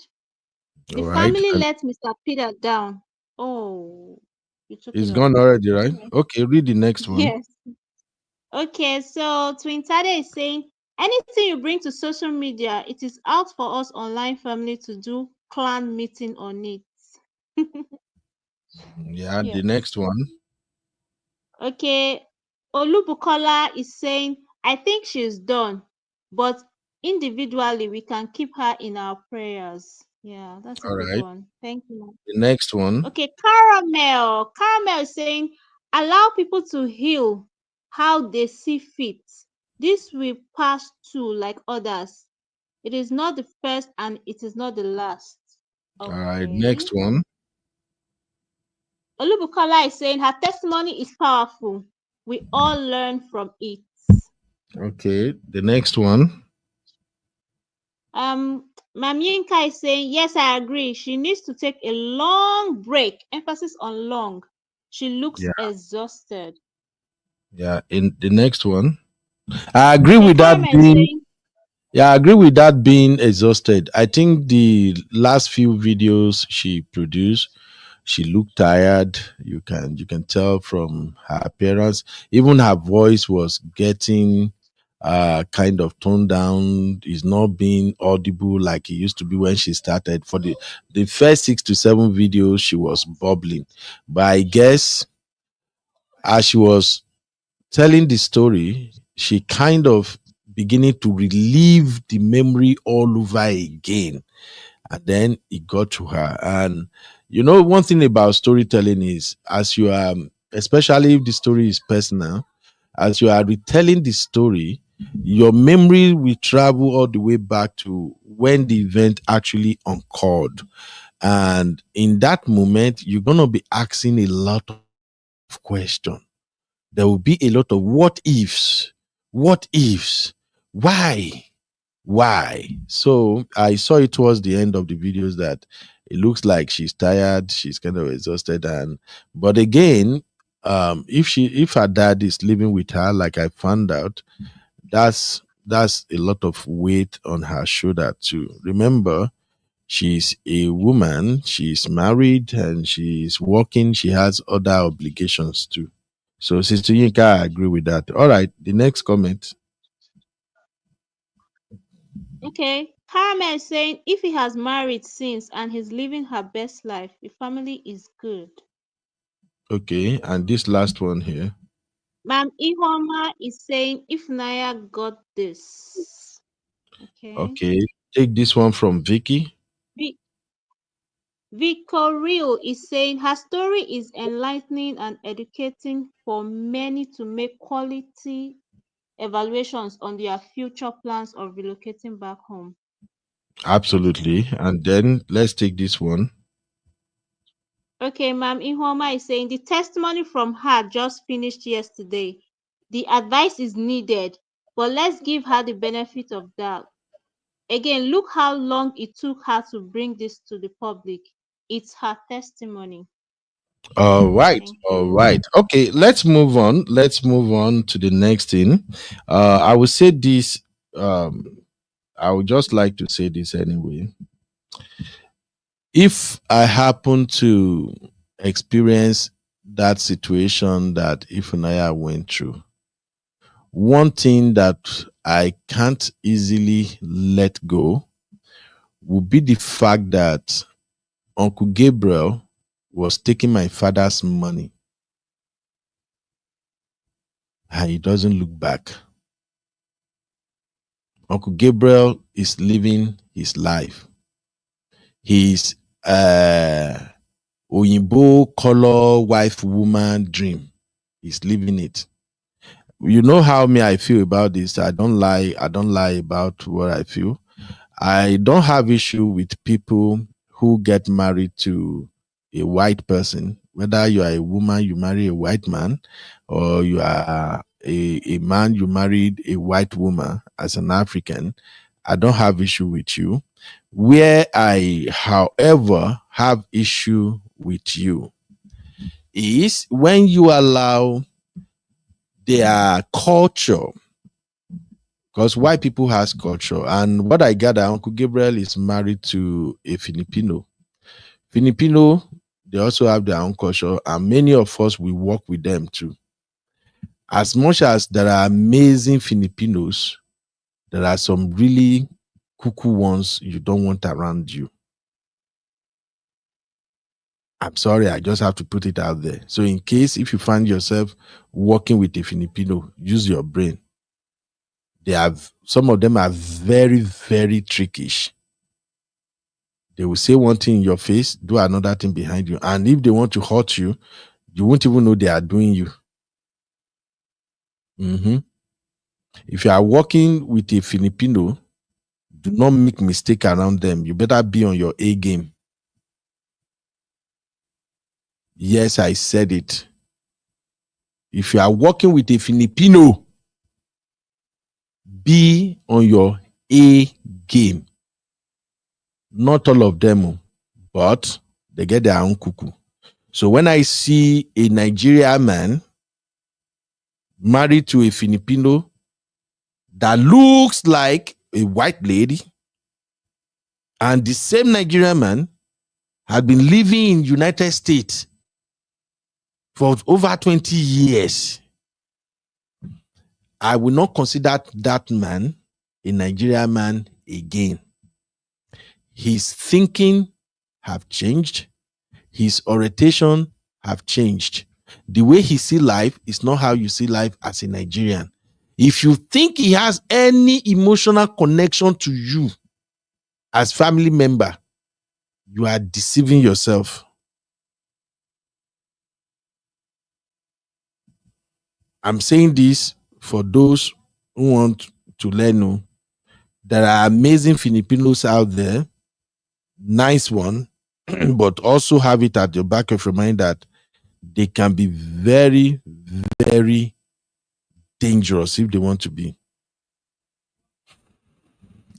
And if you are dealing with some of these folks as Africans and you think they see things from your own lens, you will have yourself to blame.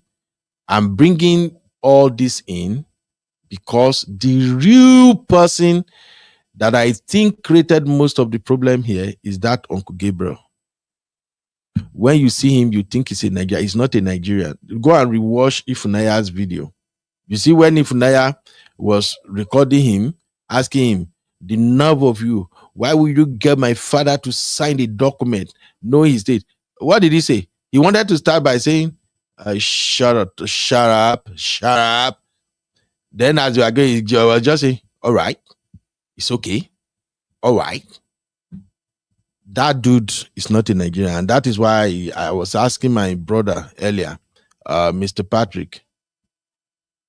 That's why I was asking him, if we have to blame one person for all this, who do you think we should blame?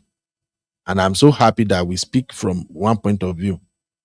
It's Ifunanya's dad.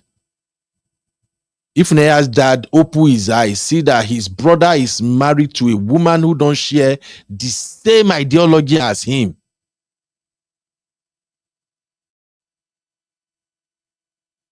His brother have 4 girls. Nothing is wrong with having girls, just for context. And yet, he chooses his brother over his immediate family. He chooses to trust his brother. Your brother that is married to a strange woman. I'm sorry, it might sound negative, but I'm just being an African traditional man right now. And yet, that is the person he chooses to trust. Let me warn you, my fellow Africans, don't forget your roots. Don't be carried away. That energy, that need to become, I'm just like Americans. I see it all the time. When some Nigerians come over here, they so much want to be Oyibo. Blood of Jesus. Some I don't know where they come from for Nigeria, whether the village they came from, they have never seen white people before. I don't know. When they enter here, they so much want to be Oyibo like mad. They want to do everything Oyibo do. If you're listening to me, don't take it against them. Everybody has the right to live their life. But use this information to your advantage, so that the moment you have to start dealing with them, even though they look like you, they come from Nigeria, but you already see it, that this man will rather buy himself to be treated like an Oyibo, and yet you are dealing with him. You don't know that is a red flag to whatever you are doing with him. I'm sorry for you. That's all I see here. Uncle Gabriel is westernized. Uncle Gabriel believes in legality. Uncle Gabriel believes that, oh yeah, this is my brother, I should be in control of my brother. And he is the very person that's supposed to know better. He's the one that's supposed to know that here in America, a man and a woman are supposed to work together.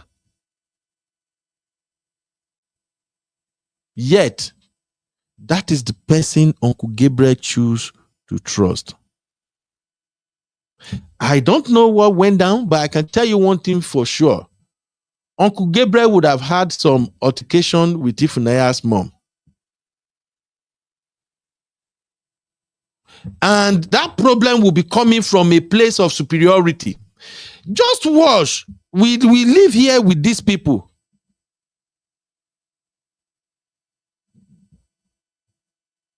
Thank you, Mr. Emeka. God bless you, sir. Mr. Emeka say, Brother Ben, the Filipinos have same mindset like Nigerians, especially when it comes to money and family. I'm telling you. That Uncle Gabriel, he's westernized. I researched him. I saw his children, himself, everything. I went to his wife page. And I said, okay, now I know where this man is coming from. That is a man with a mindset of superiority. People who want to be like Oyibo by fire, by force, they believe they are above you. We had this conversation yesterday, and I said here that in this America, this is where I learned that people go around with this mindset of, I am above you, you are below me. It's a big thing here. They just look at you, just look, maybe you are at work. Just because they have just one small position above you. Hey! Or even you can be on the same level. The same position at work. Maybe they were just hired 6 months before you were hired. They want to hold that over your head. I am above you. So I can tell that Uncle Gabriel has that mindset. Whenever he looks at Ifunanya's mom, he has that mindset that, look at this village woman, we did a favor that my brother married out of pity. Now you want to tell my brother what to do? You want to control my brother's money? The family don't have to come out to tell us anything. We are not fools. Some of us, we know what's up. We live in Nigeria and we live here. The family don't have to say nothing. Even for me, if Naya Mama, Papa, nobody should say anything about what's going on. We already know what's up. And I said it here before, that the root of all this thing is because of the fact that they don't like Ifunanya's mom from the get-go. And Ifunanya's dad is the first one to come to America. He is the cash cow of the family. That woman is always a threat. And I'll tell you this from the perspective of a man who lives in America and who is married with family. Listen, there is no woman that have children for you in this America that she truly loves you and she married you. Her mindset is how you people want to build a home. How you people can provide for your family right here in America first. That's the mindset of majority of African women that I know, that I can speak of. So, as a man, maybe within your first 5 years in America, all you want to do is to satisfy people that are in Nigeria, your uncle, your auntie, your siblings. Those are the people you want to satisfy by fire, by force. I will be honest with you, my brother. your marriage will get problem. Women believe in building home, and they want to build that home so their children can live good, so that their children can have better life. If you're an African man and all you want to do is, oh, within these 5 years to 10 years, I want to build a house in my village, I want to show them life has happened, you go get problem with your wife. You go get problem with your wife. That house you want to build in the village, unless your wife herself has that mindset to impress people in the village too. Because there are some women like that too. They come America under 2 years, they won't begin build house for their own village too. They don't begin trick their husbands too. They don't hide money. Husband, they work in both of them, then they work their own.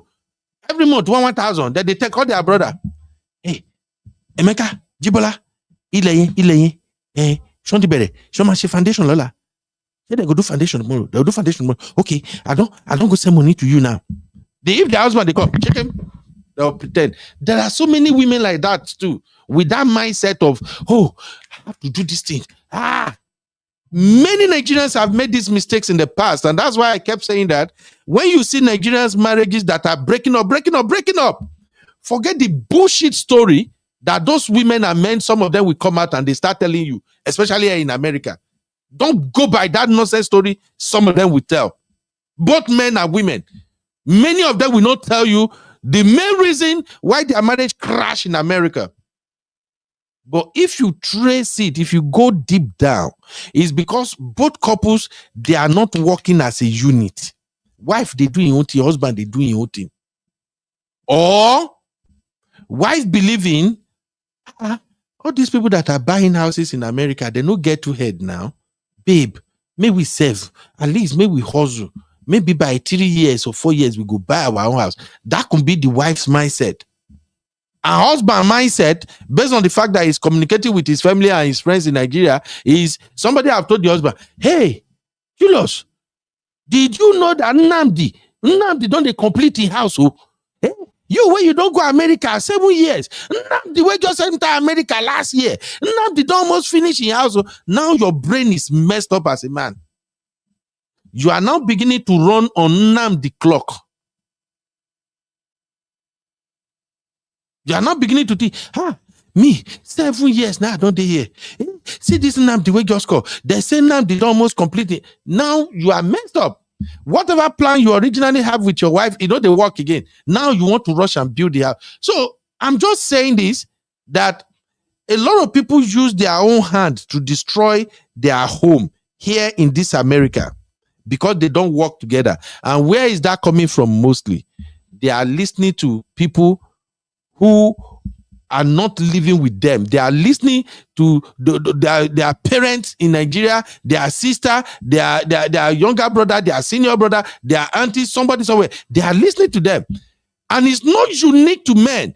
In this same America, I have seen not one, not two, not three women that complete house in Nigeria. The husband, no. The husband, no. So, Uncle Ben, I have a pushback with what you just said now. Go ahead, my sister. Everything you just said, you pointed out what the women have been doing wrong. So in order to have a balance to this conversation, could you as well point out what the men are also doing wrong? Okay. I mentioned it already, but if you want me to elaborate, I've already said it. The number one thing men are doing wrong is not working with their wives in abroad. That's the number one thing they are doing wrong. When they come over here, they still bring the Nigerian mentality down here. Oh, I'm the man. I'm in charge. How dare you question me? This is what I want to do. Many of them don't sit down with their wife and have short-term plan, long-term plan, and they both work together towards it. No. That is why many of them, when they go to Nigeria to marry, when they get here, nothing where they no go do to get their wife to go to nursing school. They go push the wife, go nursing school, go this one, go that one. You know why? Because some of them, they know what these professions are making. So they already calculated the money the wife will make. That's why I work with a lot of female nurses. Even PRN or regular job, I work with a lot of female nurses. And one thing about nurses is, when nurses trust you, the moment nurses trust you as co-workers, they will open up, they will start telling you stuff. If you know, make I not put number because I don't have the statistics. But what I can tell you is that many nurses, many female nurses that are married in this America,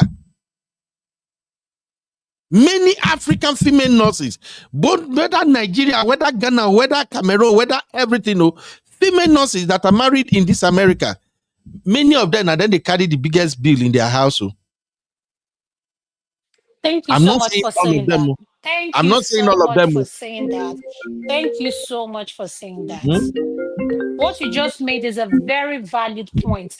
In other words, we have a lot of our men leeching off of these women because all in the name of they want to get married to a nurse and they want to keep up with someone, whoever they're trying to keep up. I love what you just said. And what you just said is just so true because our women are burnt out. So what you just said now makes so much sense. You have nurses who are the one paying the most bill in their household. Why is that so? And this men at the end of the day, they'll claim to be, I'm a man. Should I join in or just wait a bit? See, Dr. Dana, thank you very much. I have a caller on the line that I also want to contribute. How are you doing, Olushi? I'm fine, Uncle. Very well. Good evening, everyone. Well, so Simbi, far, hold on, so please. good. Simbi, can you hear her? Everybody, can you hear my caller?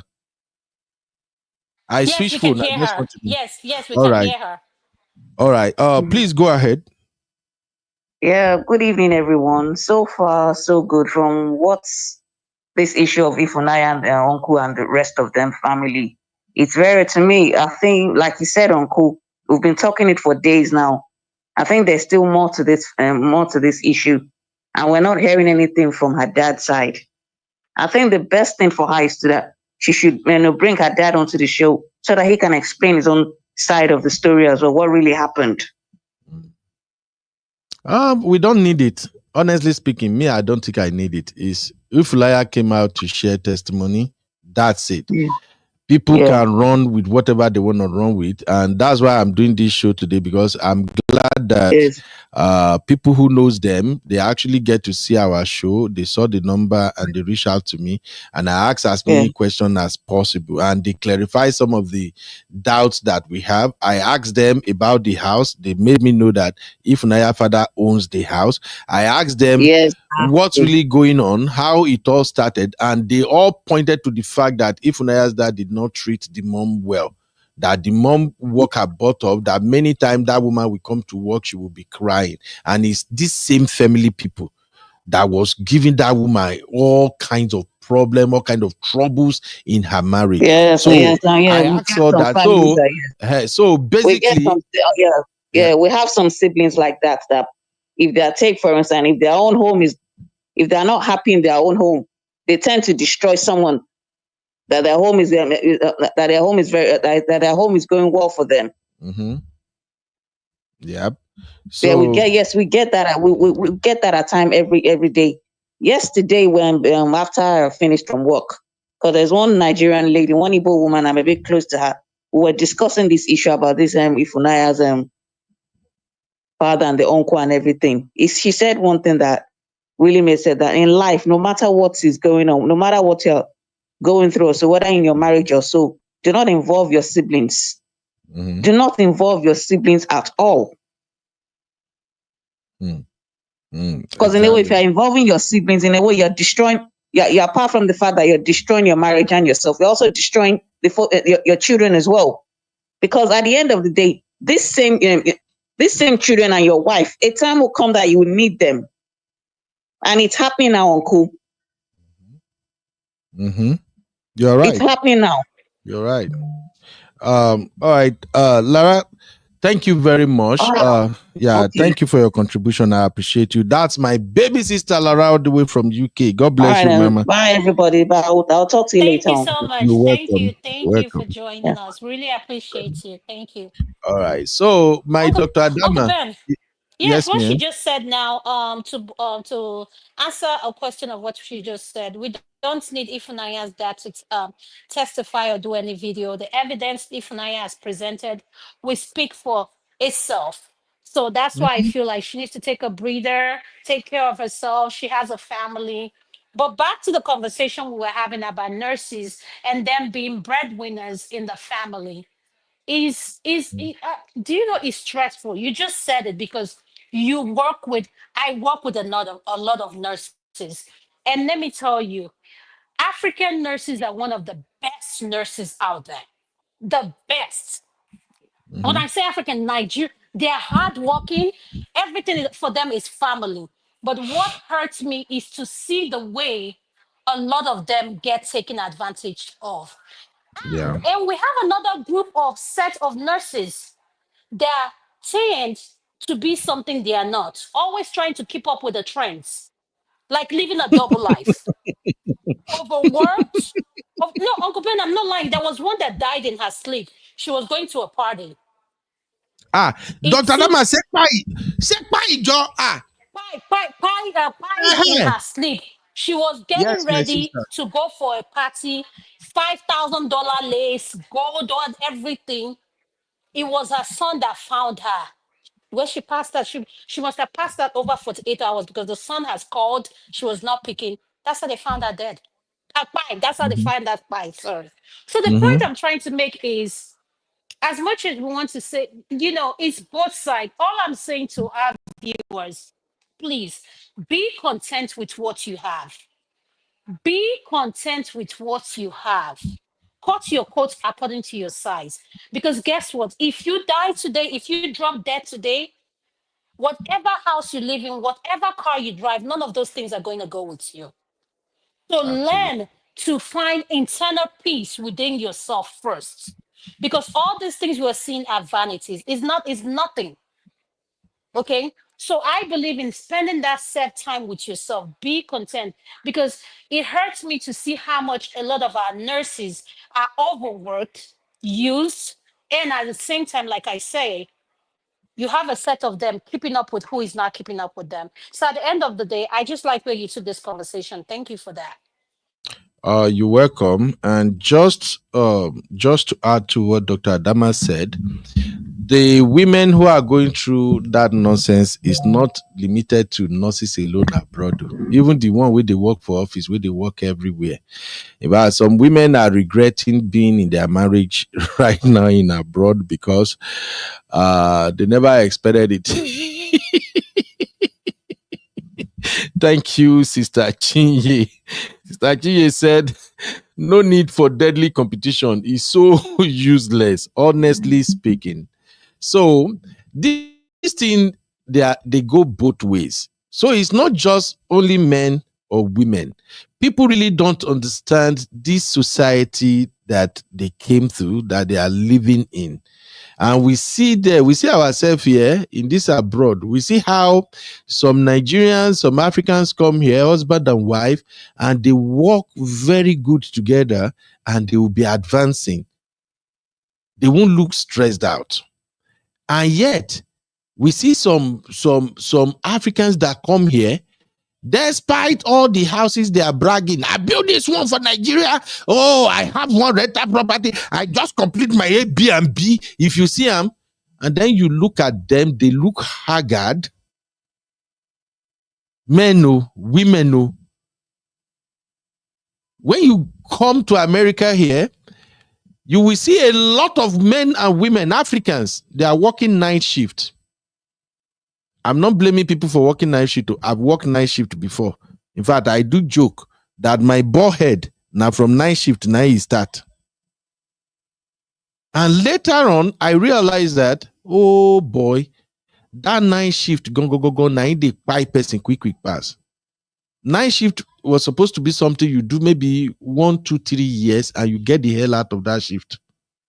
But some people have been working night shift, they can't get out of it. You know why? Because here in America, we have what is called pay differential.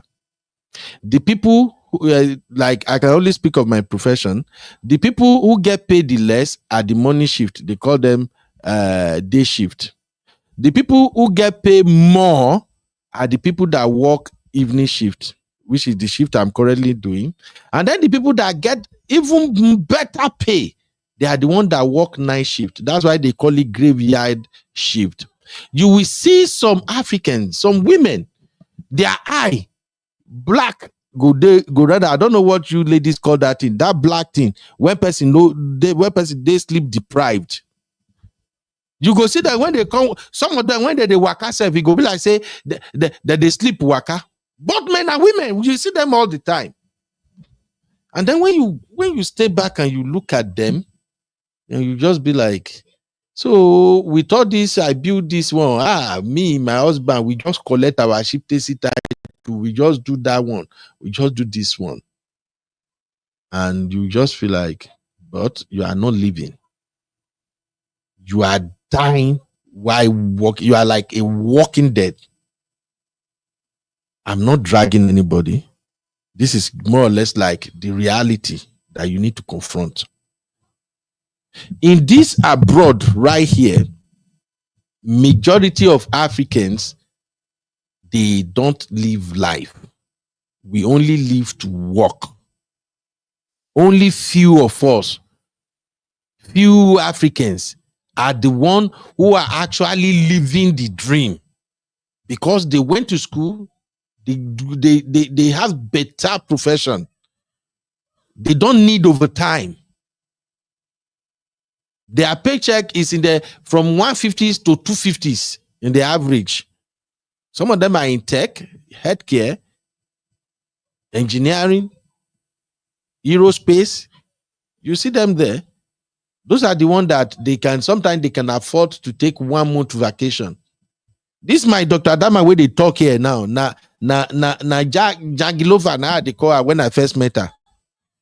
Today Dr. Adama there for Dubai. Tomorrow you don't. Man, leave me alone. Stop airing my secret. Make I drag you. You see, because she worked for it. But I thank God she married a great husband that they both work together. All I'm saying is many of our struggles as Africans abroad comes from the fact that husband and wife don't understand that when you work together, when your immediate family becomes your priority first, you have rest of mind. You enjoy your life. People ask me all sorts of questions. I was vulnerable here on this platform one time, and I told you guys that. Did you know that when people see me, they thought that maybe, oh, this guy don't make money? That's the pressure a lot of people have of me. They just be like, this Ben is hiding something from us. Nobody, this America where we dey. This guy, I don't go in house. I don't see this guy. I don't work overtime. In fact, before they used to use it against me at work. They used to beef me, even though they don't say it to my face. But I know, I see the energy. They used to beef me, say I know they work overtime. I've been in America for how many years now? When I work overtime, I choose to, even my manager, my former manager before the one I have now, anytime she need help, and she called, because I respect her a lot. She's one of the best African women I've ever met in this country. Anytime she's really short and she called me, even if na night shift, so far I'm free, I'll go work them. But guess what? I go work overtime. There was a time she called me back to back in a week. I work like 3 times. I not put the time for inside our time sheet. I just close, carry my bag, enter my motor, go sign out, come house. Now she go back, go enter those time for me. Because I'm not used to working overtime. I did overtime when I first come. When I was working in the first facility where I work, in the first healthcare facility, I did the overtime like this. When they come out tax, Hey, I almost run mad. I worked overtime. I don't they calculate. They calculate the time. They tell me, Ben, we do overtime. It's a time and a half. Not time and a half. Not time and a half. I work my butt off that month. Say yes. Finally. Oh no, because when I started my salary, they pay me twice in a month. One of my paycheck now 720. Another of my paycheck was like 850 after tax. Everything comes down to around 1,000 of 570. He no reach to do nothing. By the time we pay bill, we do everything. Me and my wife we combine now. Money no day. Cause so what? So that month, I say, finally, I go do overtime. I worked overtime. I dey calculate the money for my brain. Before month end, I already calculate, say, when they go tear me overtime check, they go tear me like $2,800. By the time the overtime check come, I see, say, na 19 or something. Me, I still get Nigerian mentality that time. I go meet my manager. I come meet her, I say, ma, please. I think they do mistake. Where are they calculating our salary in this working place? My manager, Ben, we don't process salary here. All we do is we enter the time. Now for state office, no. Give me the state office number. They do mistake. I calculate this over time. I'm supposed to receive 2,008 something. How I go get 2,000? More faraya be weary. At the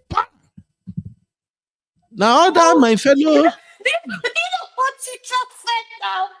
You're not the only one that I have a friend. I'm serious. She's a physician assistant.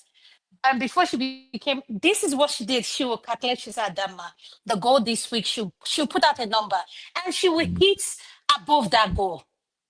Okay. So when you said what she said, and when it doesn't add up to her, she'll be in HR. Argue. Seriously, I can't just get it. I was vibrating. And my colleagues, they come to me say, Ben, that's how they be. That's how they do the tax. When you work overtime, you pay more tax. I say, what? I say, no, the second month, I will not fit do overtime. The third month, I entered the overtime again. This time, back to back. When I look at the pay stub, it was like around 3,500. They still remove almost 1,001 or something from my game. I said, no. This cannot be right. You can't be like, say, monkey, they walk, babu, they chop. Now, since that time, now I begin to give myself brain, say, I don't want the hook for this level where I do.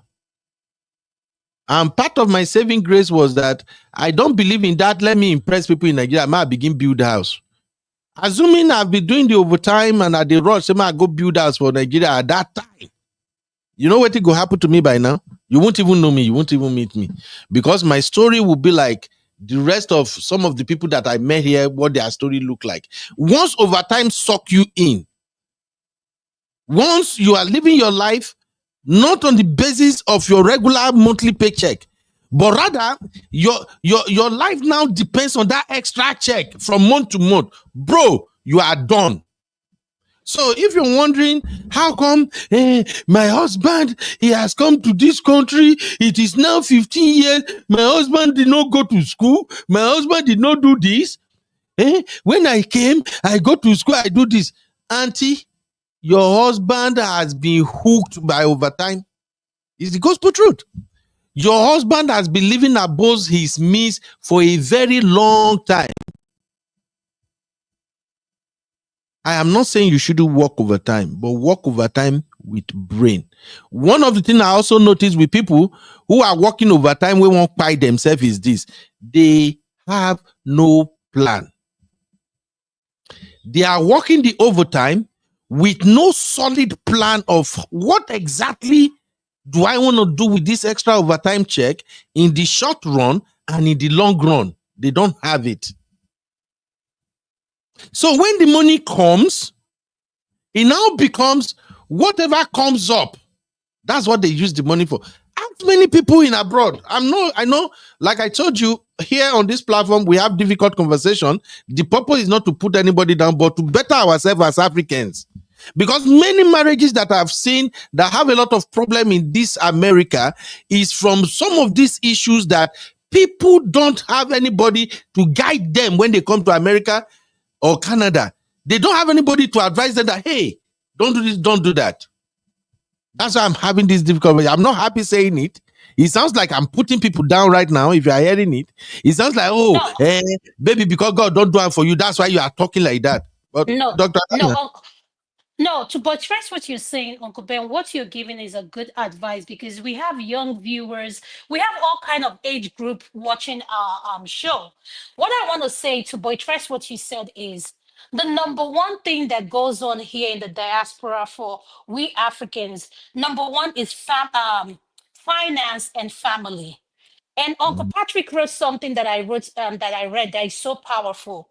We have people here in the diaspora funding people back home why they don't make their family here a priority. Make it make sense.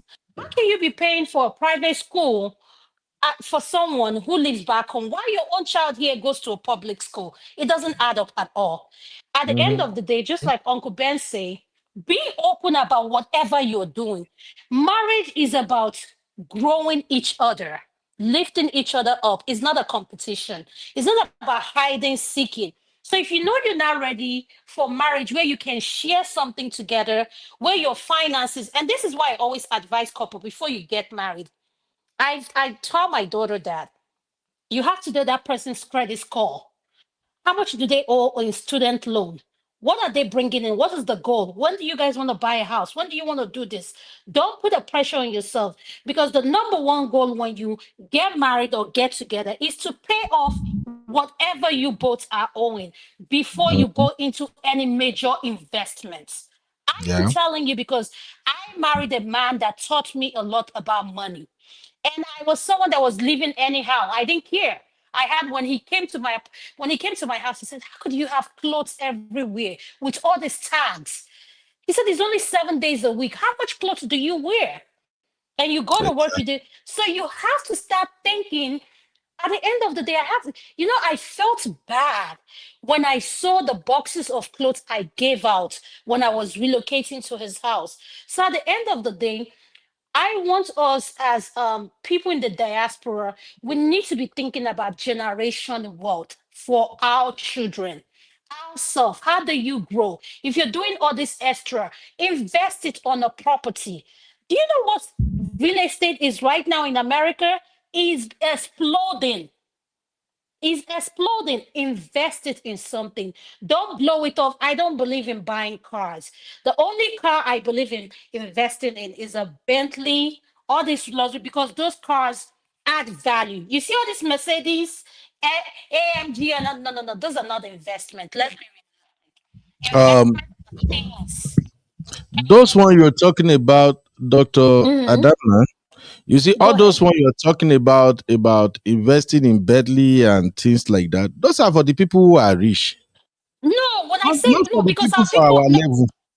no, no, Uncle Ben, our people are obsessed with cars. Right now, if you go on Okay. social media, everybody wants to drive a Mercedes, including here. Uh, Everybody wants to drive a Mercedes. I don't have a exactly. problem you driving a Mercedes. But all I'm saying is that look at your loan. How much do you own? I'm someone that I cannot sleep comfortable knowing that I am in debt of 300 and something thousand. You have all these credit card bills. No, that is not your credit score is what? And they gave you, you just took that Mercedes because you just want to look good. You work hard, you earned it. No, your ultimate goal is to pay off what you're owing. Stop living from paycheck to paycheck and be realistic.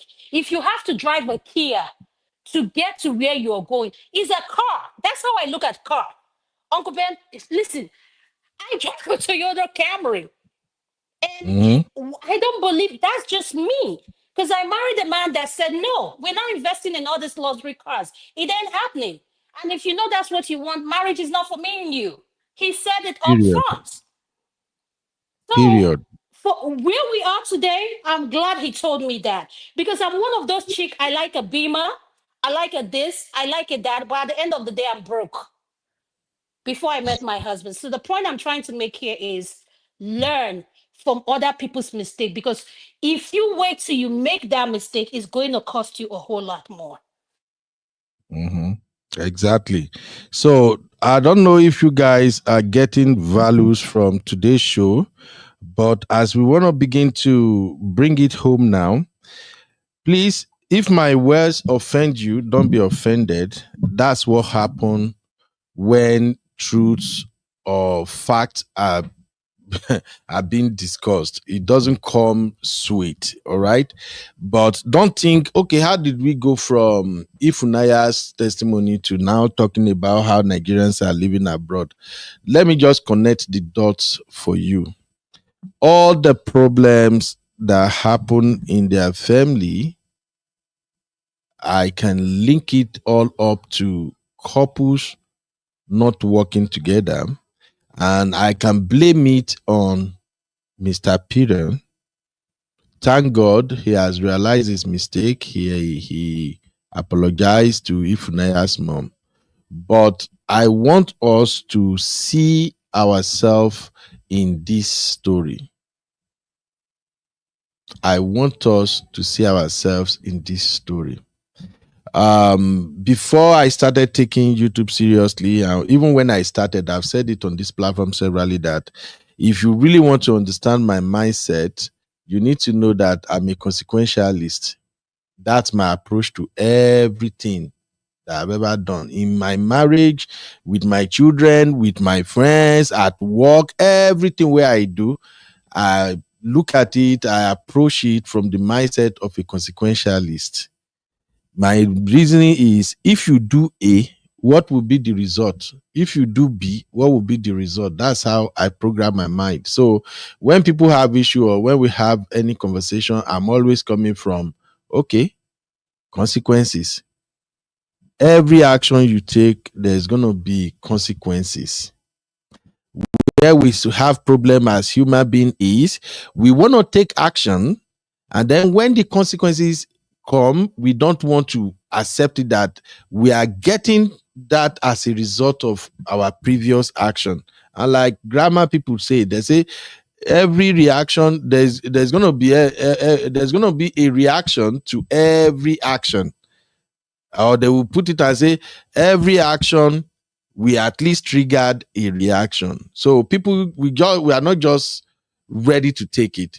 So today's conversation is just that, look, if you are married as husband and wife, and you live abroad, and you choose not to work together, either you are the husband, you are the one who is claiming, I'm the head of the family, I'm the head of the family, oh, I'm an African husband, you are disrespectful, blah, blah, blah, blah, blah.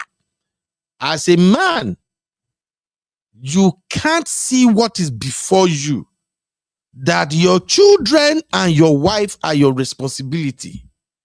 And that as a man, you have to be the one to set the tone as well as the direction that your family will go.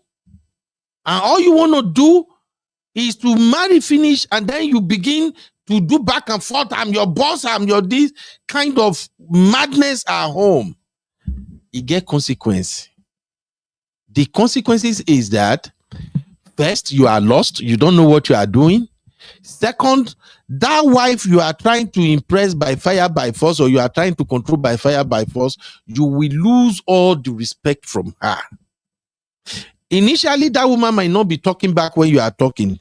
Initially, you can just go off talking, say, you know, you can just be moving mad around the house, and she's not taking action. But trust me, my brother, so far you live in this Western world, one day that woman will stand up to you. And that is when your life will start going down. That is when problem will start. You see, all those times you are vibrating, you dey para for that your wife. You say, you don't do what I say. When you go to work, I need you back at this time. When you collect paycheck, I need you to bring this amount of money. You are not listening to me. When I marry you, I give your papa cow, I give your mama ashwebi, I feed all your village family people when I come marry you. Now you are here, you are not listening to me. If that is the approach you have, and anytime you go on ranting and moving mad like that, your wife is not standing up to you, bros, you will think you are winning, no, but you are laying foundation. The day that woman stand up and say enough is enough, that is the day your problem begins. Because this is America. Women have right. American law protect women. Don't get me wrong, it also protect men, no, but majorly American law favors women and children. And if you as an African man, you come to this country within the first 2 years, you can't figure that shit out. That no matter how you do it, if you are going, you and your wife, you are doing everything is like war in your home, and still your thick brain, no tell you say now you go lose at the end of the day. Bros, when that woman finally stand up to you and you take box, carry your load, come on for house, I don't care how much you pay for your property. By the time police come and put your ass out, I will be one of those brothers that will come to this internet space and I will drag your butt. That is it for my gender. Now, for you woman, listen, if you are that type of woman that your husband is telling you, babe, oh, let's do like this, let's walk like this, let's plan this way. And after you look at your husband and you say, okay, yes, that's a good plan, you turn around and you are doing something else behind his back. When your husband is sharing his plan with you, what he thinks that you people can do in order to move forward, you were just there listening. In your mind, in your brain, you are saying, see in coconut head, when you run your mouth finish, no, I know what I want to do. And after all the conversation, after all the man have explained to you that, babe, the way this thing is going, I think we should move like move that way. Instead of you listening attentively, instead of you to listen and process what he's saying, in your mind, that evil plan where you don't get, say, you did deceive yourself. Now me go follow you do this plan where we do and finish, and you take and go settle your family. And the man talk finish, you turn and say, babe, this is a good idea. I think it's good. And after the man go, you turn to your own family as a woman. You continue with your own plan. Until, let me tell you, you go become single mom. I know it's harsh to say, but that's the reality. Because even though we know we have a lot of madmen abroad, there are still a lot of good husbands that started good. Husband that has a dream. There are still many husbands that believe that, oh, my family, we're going to be together. I'm going to be taking care of my wife, take care of my children. We still have many of them like that, that because the wife has a hidden plan, the man got frustrated until the frustration become out of control and he started moving mad around the house. And now you people start having basbos. And now he got to a point where you have to call police on him. And now, boom, he went to jail. They give him record. He's now regarded as being too dangerous because of DV. Now he can't even walk in some places. His life is beginning to be ruined. And then at the end of the day, they advise you, divorce him, divorce him. You now divorce him. Auntie, that title where you so desire, you go bear that title. But I pray this is not be our portion in Real Farm in Jesus' name.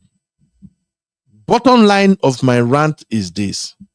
To all couples who might get to see this video, I've told you guys here, I'm not a relationship expert. The only thing I can share with you is my own personal experience, what I observed, what I did, and how it turns out. That's what I can share with you. So listen to me.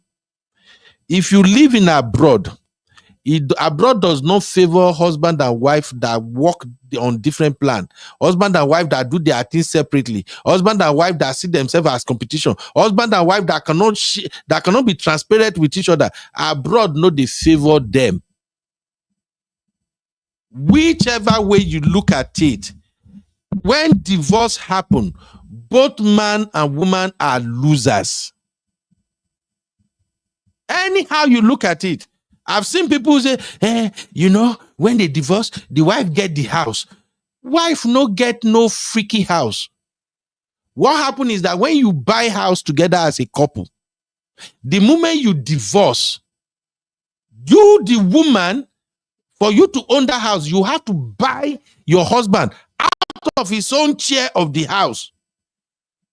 So for those of you young ladies, young African ladies that you come abroad, and then you'll be hearing some fake ass stupid story that they put on social media. They'll be telling you, when you divorce, now you go get the house. Hey, you go get the house. When you divorce, you will collect child support. Let me tell you, many of the sisters that you see that they are carrying their load alone, the child support they are receiving is nothing. No. When they are telling you, they sounds good for your ear. Oh. When you hear, oh, that one, when he divorces, he put up a child support. You know, African, we gossip where. Don't mind the stupid man. The wife, when he carry come, he mismaltreated the wife. The woman divorced her now. When the woman divorced her, he put her for child support. You too, you hear that story. Issues that you and your husband are supposed to settle between you. You hear that story and you now start thinking, yes, really, I will divorce you, I'll put you for child support. Try and may you find out. Just try and may you find out. Nigerian men, African men, some of them are cuckoo banana. Some of them are cuckoo banana. I have seen men who make $8,000 a month after tax because of child support. They go, they work where they give them 2,008 in a month. Wife where divorce, where they no agree, the two of them no listening. Why would they say, oh, 8,000? When we go child support, they go give me 3,000 in a month. When the madman begin go they work where they give her $2,800 a month. Guess how much the wife they collect? For the 3 children when they get, the woman not even see up to $700. Talk to your fellow sisters. Ask other women. If they want to be honest with you, you go not say, it better make you and your husband make una work together. And for men, because I know when we're talking about this, Ifunanya and mom and dad case, I know at the point we were talking about child support, we did a show here that we said aggressive child support. Listen, as a man, child support is not something you want to be placed on. No. It's not something you want to be placed on. If you think you are paying child support to your wife, you are lying. Now government, they collect that money. Can't remit waiting they want remit to do. I don't know. Dr. Adama, am I lying, please? Maybe my knowledge no serve me well. Now government, they collect child support too. Now then go can't give her to the woman. You are not the one paying directly to your wife. If your wife is complaining and you failed to calm down and listen as a man, as the head of the house, so both of you can work things out. And you they shake your head, your big head. No. I will divorce you. I will get the child support. And not just that. Ma? Uncle Ben, child support can have you arrested. You can be arrested for not paying child support. Child support can deprive you from becoming a citizenship in America. So I don't know about Europe. The laws they are placing now, child support is not as much as women. And like you said, the truth is, trust me, at the end of the day, you're better off working together as a partner. But if you know you both cannot coexist, please, just like we say in this platform, it's better to stay apart, stay alive for your children, than stay in the same roof and you're bickering. You can't stand each other. At the end of the day, like Uncle Ben said, child support is not a joke. Once you get in that system, you ain't coming out that easy. Trust me. Yep. And thank you, Sister Chinyi. The reason I'm saying that you are not paying directly to your wife is because I want to make a point here. I've seen African men who got arrested because of child support. I think it's a joke. He no pay child support when they grab them. So the reason I'm bringing that fact up is that you are not paying the money directly to your wife is because government is involved. So if you think when I go court, I will tell them I will pay this child support, and then anytime I have money, I will just give them. If money, you are lying. You know, you are owing government. If you no agree pay, in fact, they will garnish your paycheck. And if you decide to run, you no pay. Anytime your cup full, you will end up in jail. I'm saying all this for you to know that you as couples, you are better off working together. You are better off working together. You are better off complementing each other.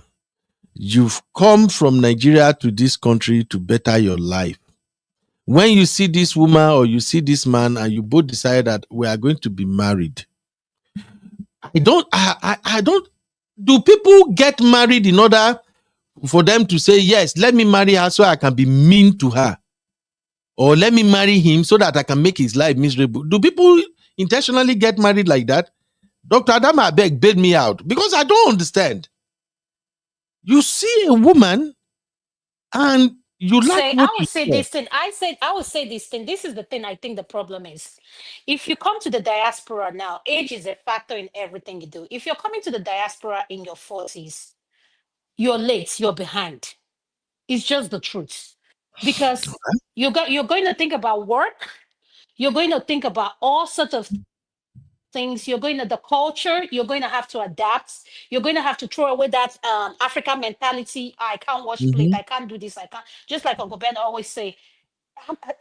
That's not how diaspora work. You just, those are decisions. And for viewers that are listening, you want to japa, you want to whatever, these are hardcore conversation you need to have.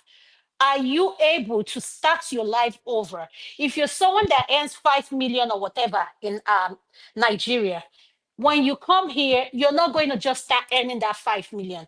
Trust and believe you will not. I don't care what credentials you have, you will not. Unless they're hiring you directly from Nigeria, you're going to go through the protocols in order for you to Mhm. get to where you need to be.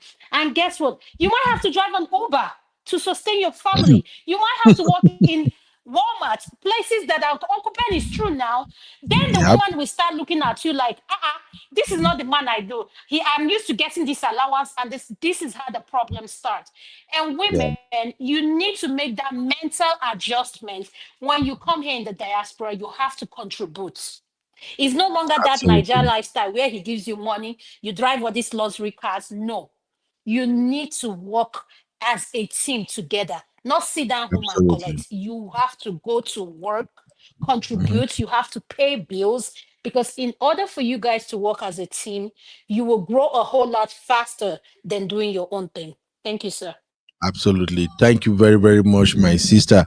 I like when people chime in just to make the conversation robust. And I like when my refam are here and we are analyzing this thing together. Please don't get us wrong. We want you people to stay together. We want you to enjoy your marriage, but marriage is hard work. Marriage is a lot of sacrifice, a lot of patience. But the bottom line of it all is that in marriage, you have to treat each other as human and respectfully. And then you work together with understanding. If you live abroad, oh, I think I was going to do a show one time that we didn't get back to. I wanted to do a show that we titled The One Income Household. Okay, if maybe I can do the show now that Ifunaya's story don't finish. Maybe if we deliberate on the one income household, people can actually see how that can help them. In my family, we practice one income household, me and my wife. But the beauty of it is that I have my own account, madam getting your account. The two of us, we get plenty account. We get everybody get your account. We're doing our thing. All right. We have a joint account. My madam put money for that joint account, I think once or twice. Since then, I don't open that joint account. Now, me and I go bank, go open them. We opened that joint account in, I think, towards the end of 2013. My madam put money just one time. Since that time, madam no pushes inside that joint account till today. And yet, we are having a blast. Are you not surprised? So when I say one income household, I do not really mean that, oh, one person is working, the other one is not working. The idea is both of you are working, both of you knows your expenditure, everything you have to pay for in the house, you know it, or every other thing you are also owing, your student loan, husband student loan, wife student loan, everything you are owing, you are both aware of it. Your car note, every goddamn thing. Both husband and wife knows it. Say, okay. And at the same time, you both know what you make. I see this all the time too. Nigerian men, they don't like to show their wife their paycheck. They don't want to tell their wife, babe, this is exactly what I'm making. Because in some of them, their mindset is that if my wife know how much I make, she will disrespect me. But here we are in abroad. Your wife don't even need your paycheck, your pay stub to know how much you make. That's how crazy it is in abroad. If the woman smart, she know how much they make. So you carrying your head, moving around, she can't know how much I make. Bros, you just want to stress the living day life out of yourself. So if we are going to have that conversation, we will have it. Maybe it will still help some of our brothers. The moment in my household, the moment we start practicing one income household, our life begin to go up like this. Everything financially, even our fun, enjoyment life, raising our children, everything we are doing, we start going on up trajectory. Because now we both know what we, as husband and wife, we both know what we are owing, and we both know what we are making collectively. So now we both understand that if what we are owing is more than what we are making, we are in trouble. I don't know if I'm making sense to you guys. So, Uncle Dad, I don't know whether you listen to what I'm saying, because these are the areas I know our people have. The couple start having basketballs, having bigger issues, hiding finances. Husband they doing thing, wife they doing thing. Eh? That's recipe for disaster. Yeah, exactly, sir. Husband doing thing, wife doing thing. Then the movement you start having small resentment between you people will start growing apart. Then the next thing, husband is calling his family, wife is calling his family, husband go call family. Hey, mom, did you know Becky is a wicked woman? Mom, pray for me. I am working, I am paying bills, I'm doing everything. Becky is not contributing in this house. Becky is not doing nothing. Bros, did Becky even know the magnitude of how much you have to pay in the house? And bros, when you call your mom and you are reporting Becky, did you tell your mom the gospel truth? That Becky don't even know how much you make? Did you tell your mom that you and Becky did not sit down and have the conversation where you both look at what you are dealing with, and Becky can tell you, okay, babe, I can chip in so amount. Babe, what do you want to do? Did you tell your mom that the reason you are being choked is because that $7,000, $8,000 you make in a month, you are sending $4,000 to Nigeria every month for the project you are doing? While your family is right here, they are struggling. You are living in an apartment where if you are living below and you have a tenant above you, they give you headache. Or you there above, especially we Africans. Many of us, when we rent apartment, we go there upstairs. When our children begin run, our neighbor go begin hit something. They call the leasing office. They report you guys every day. Are you telling your mom all that? That the Becky you married, you are not giving the Becky the life you promised her you're going to give her when you were married. So that is how it started. You start growing apart. Now you are calling your mommy, you are calling your auntie, you are calling your uncle.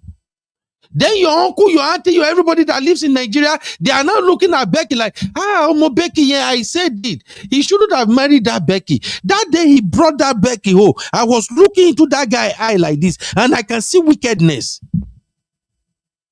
Then they will now begin to appeal to you. They will start to appeal to you. They will start to now calm you down. They are now your therapist. Hey, James, don't worry. We will talk to Becky. We will let her understand. And you, woman, as James is calling his mom, you too, you are calling your own family.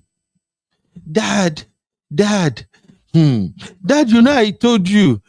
Dad, I told you my husband is not treating me right. Dad, we have no eating in this house. Dad, we live abroad. We are living like slaves. Dad, we live in an apartment. You won't tell your dad the full story. You won't tell your mom the full story. Then your dad, your mom, as a woman, they now look at your husband that this boy is a stupid boy. Sister Mary was crying like a baby. I'm just saying, that's how some of your sister would do. At the end of the day, all these external families, they now know what is going on in your house in America. For something, you and your wife can just be transparent and discuss. Simple thing. And that is how you end up in a situation whereby your family business now become your extended family business, where your wife family, they don't like you, your husband family, they don't like you, and you people live in America. And then by the time you people go, the thing will now graduate to basketball level. One day husband go get frustrated, husband go summer you slap towa. You two, you go say, hey, you slap me in this America, I'm gonna show you. Bang, bang, bang, 911. Please come 911. My husband is abusing me. He's slapping me. He's kicking the children. He says he's going to buy me. The next thing, do you know when you call police on African men, the patrol car that will show up in your house, it go reach like 4 or 5. And that's it. The end of a beautiful marriage. It becomes things fall apart. On a last note, because I have to go now, I don't even know I will be preaching like this. On a last note, let me tell you something, my brothers and sisters. Especially, let me talk to my gender. I don't want to talk to sisterhood or Nawala too much. I talk to my own brother. Listen, bros. You see this Western world where we live. This is what I observe. I may be wrong. But this is what I noticed. Within the first 2 years of living abroad, this is what I found out. That one, abroad is not Nigeria. 2, your wife have the upper hand. In that marriage, so far both of you are married, your wife have the upper hand. 3, whatever happened in your marriage, if the situation get out of control, that your wife feels threatened, that your children are scared, whatever the situation may be, you as a man, you will be the one to lose at the end of the day. This is America. If you like, you keep your home. If you like, scatter your home. Now you go lose as men. This is what I found out real quick within my first 2 years of living in America. I found out that in America, women have the upper hand. 2, I found out that in America, if you truly want to live your African man dream, let me talk about Nigeria right now because I'm in Nigeria. If you truly want to live your African man dream, you are going to hustle twice than usual. And you are not just going to hustle for the sake of hustling, you are going to hustle smart. If you don't know what any of this means, you can join our Smart Money Talk Show and I will break it down. You are going to hustle twice as much and you're going to hustle smart. By hustling smart, you want to make sure you have a ground plan. Whenever you come to this America, you are going to start from the barest minimum. You will start from the floor like everybody. You will become a nobody. Your degree, whatever certificate you brought from anywhere you are coming from as African, it no work. You're going to start from scratch. Have a plan. Work smart. This job, I'm going to do this job for 2 years. Within that 2 years, this is what I want to achieve. At the end of 2 years, I'm going to take my ass to school. If I can't make it at school, I'm going to acquire technical skill, and not just technical skill, but high paying technical skills that per hour, I am looking at anything from $30, $35 upward. And I'm going to acquire that technical skills that are in high demand. Hello, I don't know if you guys understand though. I'm just talking to you as my brother. So my first 2 years will be to settle down, get to know the environment. Second year, 3 to 4, I will acquire technical skills, or I will take myself back to school. When I'm done with school, year 5, 6, and 7, I am going to dedicate those 3 years in making sure my family live comfortably. In making sure, yes, I can keep up with the Jones at my level. How many years? I don't describe now. 7 good years. Now, this plan, you have to share it with your wife. And then ask your wife this question. This is where I want women to just listen. Ask your wife this question. Babe, what are your own plan for the next 5 years? If your wife begin ramble, as it is right now, I just the things here, I like where I'm working right now. And if you see that the work she is doing is just a BRS minimum level work, she doesn't have plan to go to school, no plan to also acquire technical skills, no plan to advance herself, bros, wahala day. But most of the women that I know, they are not like that. Even before you come up with your own plan, they already have their own plan. So if you tell her your plan, and she now come up with her own plan and say, okay, babe, now that you are here, you know we have children, we have 2 children or 3 children, we have to settle down first. So I'm thinking maybe after 2 years, you work, I work, we settle down first, at least we move to a better environment. I'm thinking maybe I should go and do this. Maybe I should go to school and do this. And please do not force your wife to go and study nursing. There are many fields out there, great fields, that pays way, way, way better than nursing and not as stressful as nursing. So allow her to tell you her own dream. So if she said, this is where I want to go, this is what I want to do, then both of you now harmonize your plan. You now work together. How do we marry this plan? Should I be the first to go to school? Or you be the first? You work together. And then you now discuss your family. That is one conversation that people don't have, especially Nigerian couples. They don't have that conversation. Lie. They don't. Have that conversation with your wife and husband. Then both of you harmonize your plan, and then you talk about family. Now that we are abroad, how do we want to handle our family members? These are advanced conversation that couples need to have.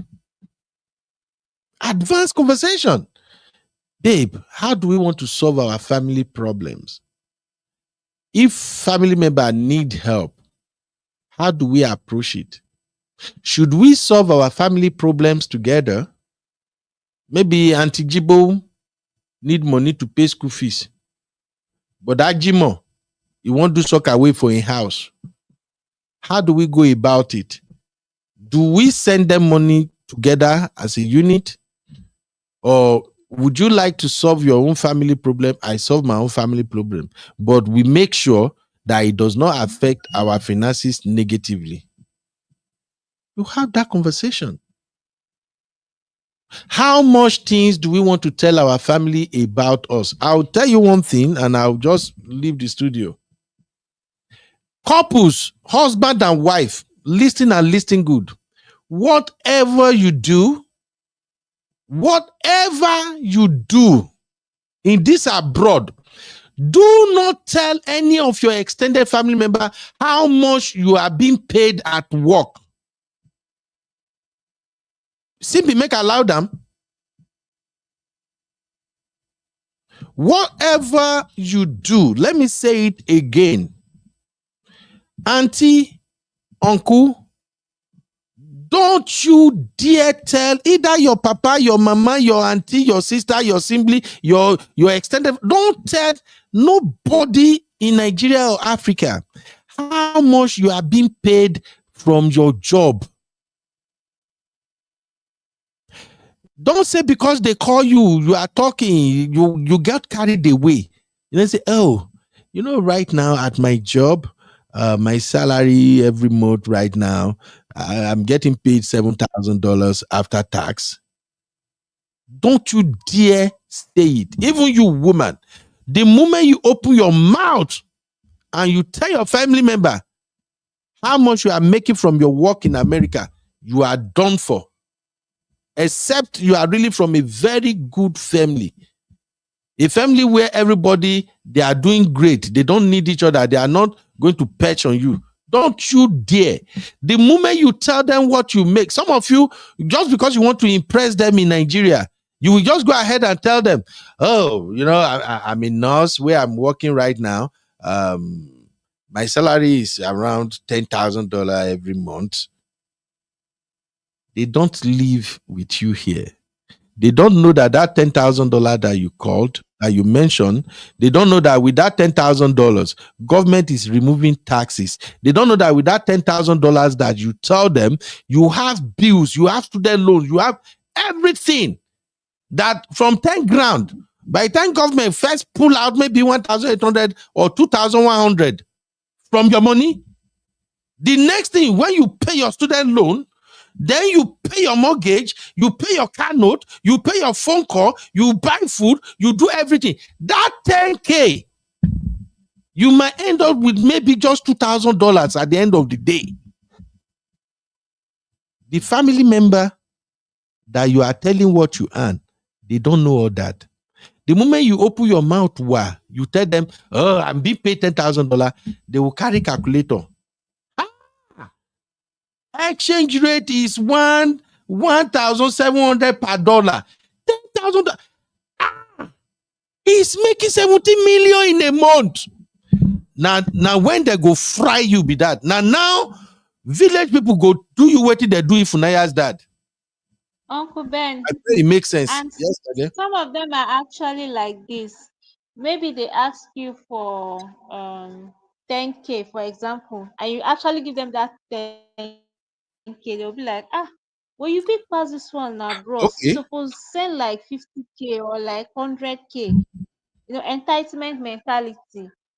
They are I'm upset telling that you you. sent the exact amount that they asked of. So Mhm. they'll be like, I expected you to send something bigger. Why are you sending the they might say jokingly, but they actually mean it.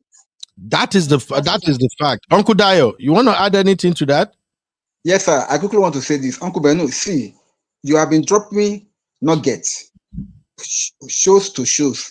I mean, from one show to the other, we have been dropping nuggets. But I want to advise, sir, please, we need to have a show to face the brotherhood.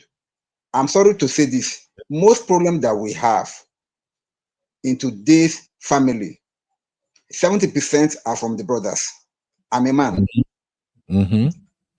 If the men are well equipped with the knowledge of how to run a home, with the knowledge of how to run a family, I think the problem in marriages will be less. But most of them, they don't have any school that they attend.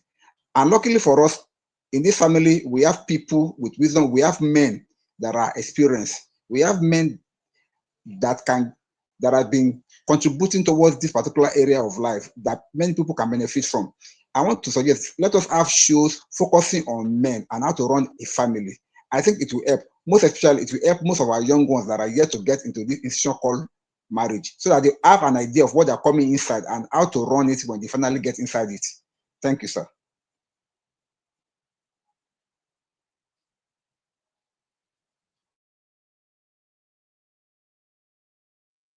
Thank you, Mr. Dyer, for your take. We really Thank you, CB. appreciate you. Thank you, CB. We'll definitely come up with a show and address the issue. Because what I've been saying is that we have been having these issues, and then from shows to shows, we have been dropping nuggets how to live a better life, how to run a family, how to run a home, how to deal with your partner, how to relate with your wife, how to relate with your husband. All these things are important. You may not get it in any textbook anywhere, but you can at least be running shows on it. People can come on it anytime when they are free, when they're surfing the net, and they can see it and then they can learn from it also. I think it will really help a lot of our people out there. That's just my own take. Absolutely. Thank you so much, sir, for your contribution. We appreciate Thank you, you. Sid. Thank you, It's very Mr. Dio. necessary that we have these conversations. Okay, my boss is All back. right, all right. Thank you, Mr. Dio. Now let's have this show, this poll. Let's vote real quick. I see we still have 75 watch. Oh my, be like say what we they talk makes sense. So we are not doing basketballs, we are not doing gossiping, and a lot of people are still here watching. Glory be to you, It's Jesus. the grace of All God. right, God let's is have showing this himself vote. strong in our life. If you want us to have this conversation, drop a one.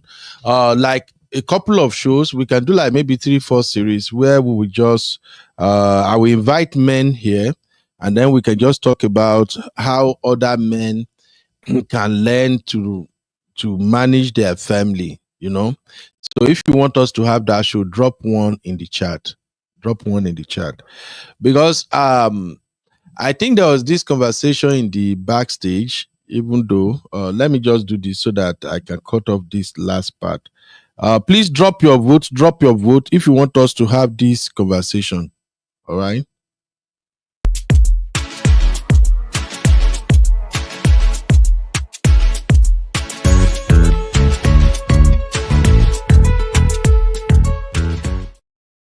All right. If you want us to have this conversation, drop one in the chat. So,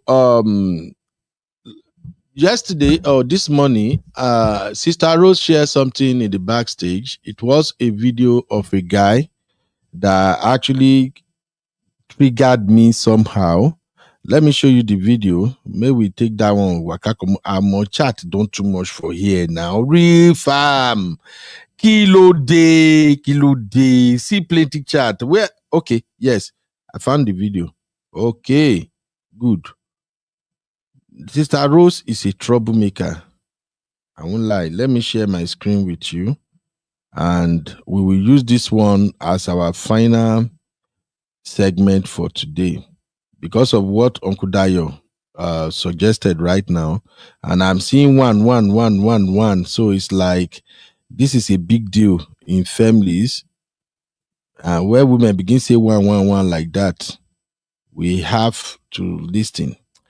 So let me minimize myself so that now see my screen. Which layout would be better? Okay, I think this one is better. I want you guys to listen to what this guy has to say. Everybody, they advise Nigerians these days. So to round up what I'm about to say, listen to this video. What's going on, my African people? I know that there's this crazy push to get married. The amount of pressure that Africans, especially Nigerians, get from our parents to get married is ridiculous. Which I understand some people make fun of it. And shout out to all the young people who are starting to push back on this bullshit. But I want to start challenging people who've been through toxic marriages to start speaking up. Because a lot of these marriages are not what they're cracked up to be. Can you imagine all the people who are suffering, silently suffering in marriages that are so toxic all around the world? Like your family members, your brothers, your sisters, your mothers, your fathers. Especially a lot of African women are burned as a result of horrible marriages. Especially African women who live on the African continent because they have no rights and protection whatsoever. These women get taken advantage of all the time, and literally not a single person is speaking up for them. And who are they going to talk to? This woman is married, has kids, has lost her prime. Meanwhile, her husband has the audacity to be doing all kinds of fuck shit. Who is going to speak up for her? Who's she going to talk to? And sometimes, in some situations, these women can't even talk to their own family members because the family members are going to start blaming her. And sometimes, actually, because she has no genuine relationship with her own family members. And let's talk about cheating. Of course, men and women cheat. That is true. But also, let's not act brand new. Men tend to cheat a lot more than women. Let's just keep it real. And men tend to have this audacity, this foul audacity to cheat like it's their God-given right. Can you imagine all the African women in failed marriages that their husbands are cheating on them? And their husbands are passing down STDs to these women. And these women are suffering silently. Women constantly being infected with gonorrhea, syphilis, herpes, HIV. Can you imagine how many African women are silently living with HIV because of their husbands? All because of our parents forcing us to get married by fire, by force. Again, shout out to all the young Africans who are pushing back on this bullshit. But I challenge all the Africans who have been through toxic marriages to start speaking up. Let these young cats know that marriage is not all it's cracked up to be. I know we see all these weddings online, but trust me, a lot of these marriages are not as happy as they look. If you are a person who has been through a toxic relationship or toxic marriage, please speak up. Let this video be a reminder for you to speak up. God has blessed you with the fact that you lived through this horrible experience. Now is your time to give back, because to whom much is given, much is equally expected. Uche, peace and love. All right. Do you all got the video? Okay, Yes, we did. Uncle Dio and Simbi, let me have your take on that video. Just give me a minute, make I excuse myself. Uncle Dio, do you want to go first, sir?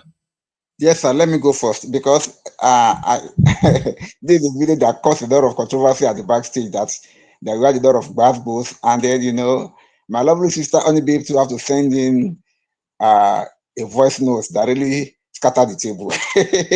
but but the thing here is this: what the guy said is true. Okay, the guy was talking from the angle of toxic marriage, and then he said everything that he said in that video is true. However, my pushback to this video is that he made it look as if marriage is a curse. That is something that nobody should go into because it's a curse. And I was like, no. Yes, marriage may have all these issues that he has mentioned, but he did not say any good thing about marriage at all. And I came from the angle that marriage is the only is the first institution that God Himself created for man, because marriage was instituted by God Himself, not by man. But from Garden of Eden, the devil has started attacking marriage right from the Garden of Eden, right from the day that God instituted that institution. Devil has started attacking it, and the result of what we have today is the testimony of what devil has done against that institution called marriage. And I made the example. I said, if couples, and I'll not even call them a couple, if people that are not married, that are just in a relationship, they hook up and start raising family, you will notice that they usually have a good relationship and a good family compared to people that are actually married and are having a relationship. So you realize that devil attention is focused on marriage to make it what it is today. That is for people not to even be interested in it because it's attacking something. Because marriage was instituted for men to be able to give birth to God-fearing children in this world. But devil has bastardized that. So why am I against this guy is that he never said anything good about marriage. Everything he said, though true, but it was just against marriage. And I said, if this is the only narration that we have out there, our young men and our young ladies, by the time they see this video, they will completely lose hope in that institution called marriage. They will not even want to marry because everything that they are hearing about marriage is bad, evil. That's why I said no. Let us at least have a balanced narrative. And I thank God, my sister, Honey Babe, Sister Rose, and everybody at the backstage, they agree. And my sister, Sister Yinka too, she even made a very profound voice note that really changed everything. Because the truth of the matter is, we have bad marriages and we have good marriages. Let's not negate that. There's nothing in this world that has pros and does not have cons. So let us always maintain the balance. As much as this guy painted marriages bad, we still have good marriages and we have people that are still enjoying marriages as far today. So that's my take. Thank you, sir. Thank you. Thank you very much, sir. Simbi, what's your take real quick before I play this next one? Uncle Ben, Mr. Dyer said it all. He nailed it. There are good marriages out there. My parents, they had a good marriage. Their marriage was, awesome. So, Mr. Dyer is on point. He said everything I wanted to say. Thank you, sir. All right. Thank you. Thank you. Thank you. So I want to play this second video. It's a brief video too. And then I will round up with my take, and I expect Refam to add their own take to this particular conversation. Take a listen to this sister. See, please, if you're not serving in a department in your church, or you're not serving as a steward anywhere, you can't marry me. If you don't believe in tithing as a man, I don't believe I'm your wife. I know some of you come and rant under my comment section, but be careful. They don't talk any under my comment section. Do you understand? See, I've majored on what you major in my life. Ladies, I'm telling you this so that the first thing you are looking out for, because that's why most of you are in wrong marriages. That's why most of you are in wrong relationship. They are beating you and buying you both straight. And they are beating you anyhow. See, there's what we call accountability. Before I marry you as a man, your name of church, why are you serving? I will go and ask in your church, even why you tell me. Okay.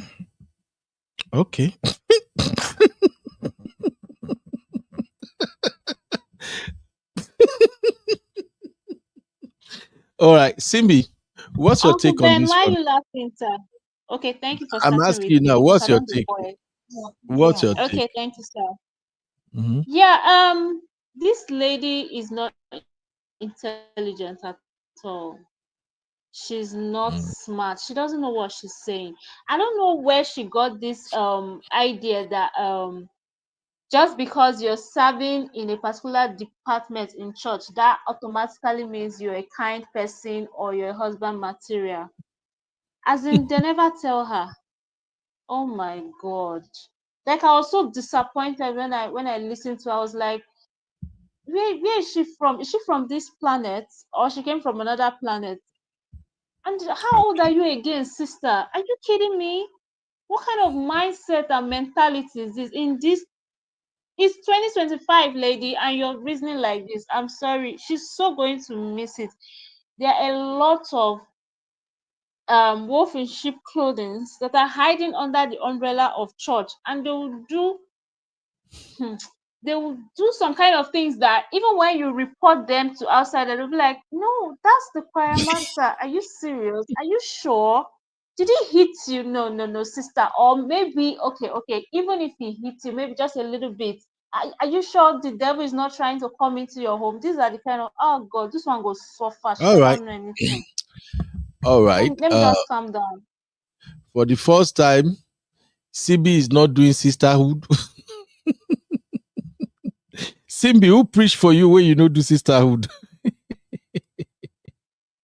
Uncle Ben, I don't belong to WhatsApp group of foolish women. I'm sorry, this lady, she does not have wisdom at all. She lacks wisdom. She did not read the part of the Bible where God said, if you lack wisdom, ask so that God will give you wisdom. She lacks wisdom. Oh my If you are not serving in any department, I will go, I will investigate. What is that? I will investigate. I will make sure I find out the church you are saying. Oh my God. All right. All right. All right. Thank you very Oh much. God, this So I lady is think not bad. responses. Yeah, I think responses are coming in, and I'm already okay with it. This one from Twitter, they say this one has entered one chance. That's responding to the lady.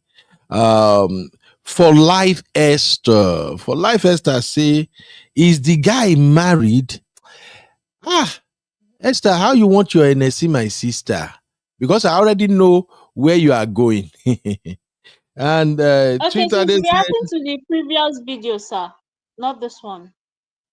I For life, know, Esther. I know. Okay. I'm mixing both together. So I know Esther is reacting to the previous video. That's why I said it made she tell me how she want her NSC. Twitter said they will use church to get her. Should we tell her? Then my Sister, sweet let's not Esther, tell her. Hmm. my sweet Esther also said her eye Her never eye clear. never clear, never clear.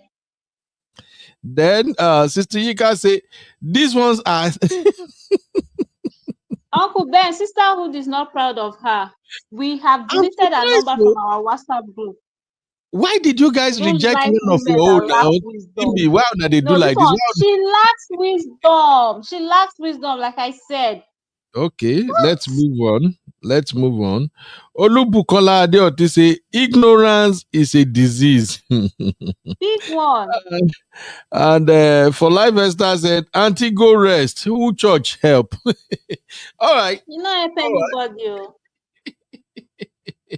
Ignorance is more Uncle than Ben, it's disaster. Yeah. there is one man of God in my so-called, I don't know if I've told you the story before, maybe it's the other one. There's one man of God in my so-called in my hood here. Mm-hmm. He was always beating the wife. Thank God she didn't even lose the pregnancy. Now pastor, like now pastor, he's a pastor. He was always beating his wife. So after the birth of her daughter, she came back to the house. He was still beating her. And then one day he did it to the extent that she lost two of her teeth.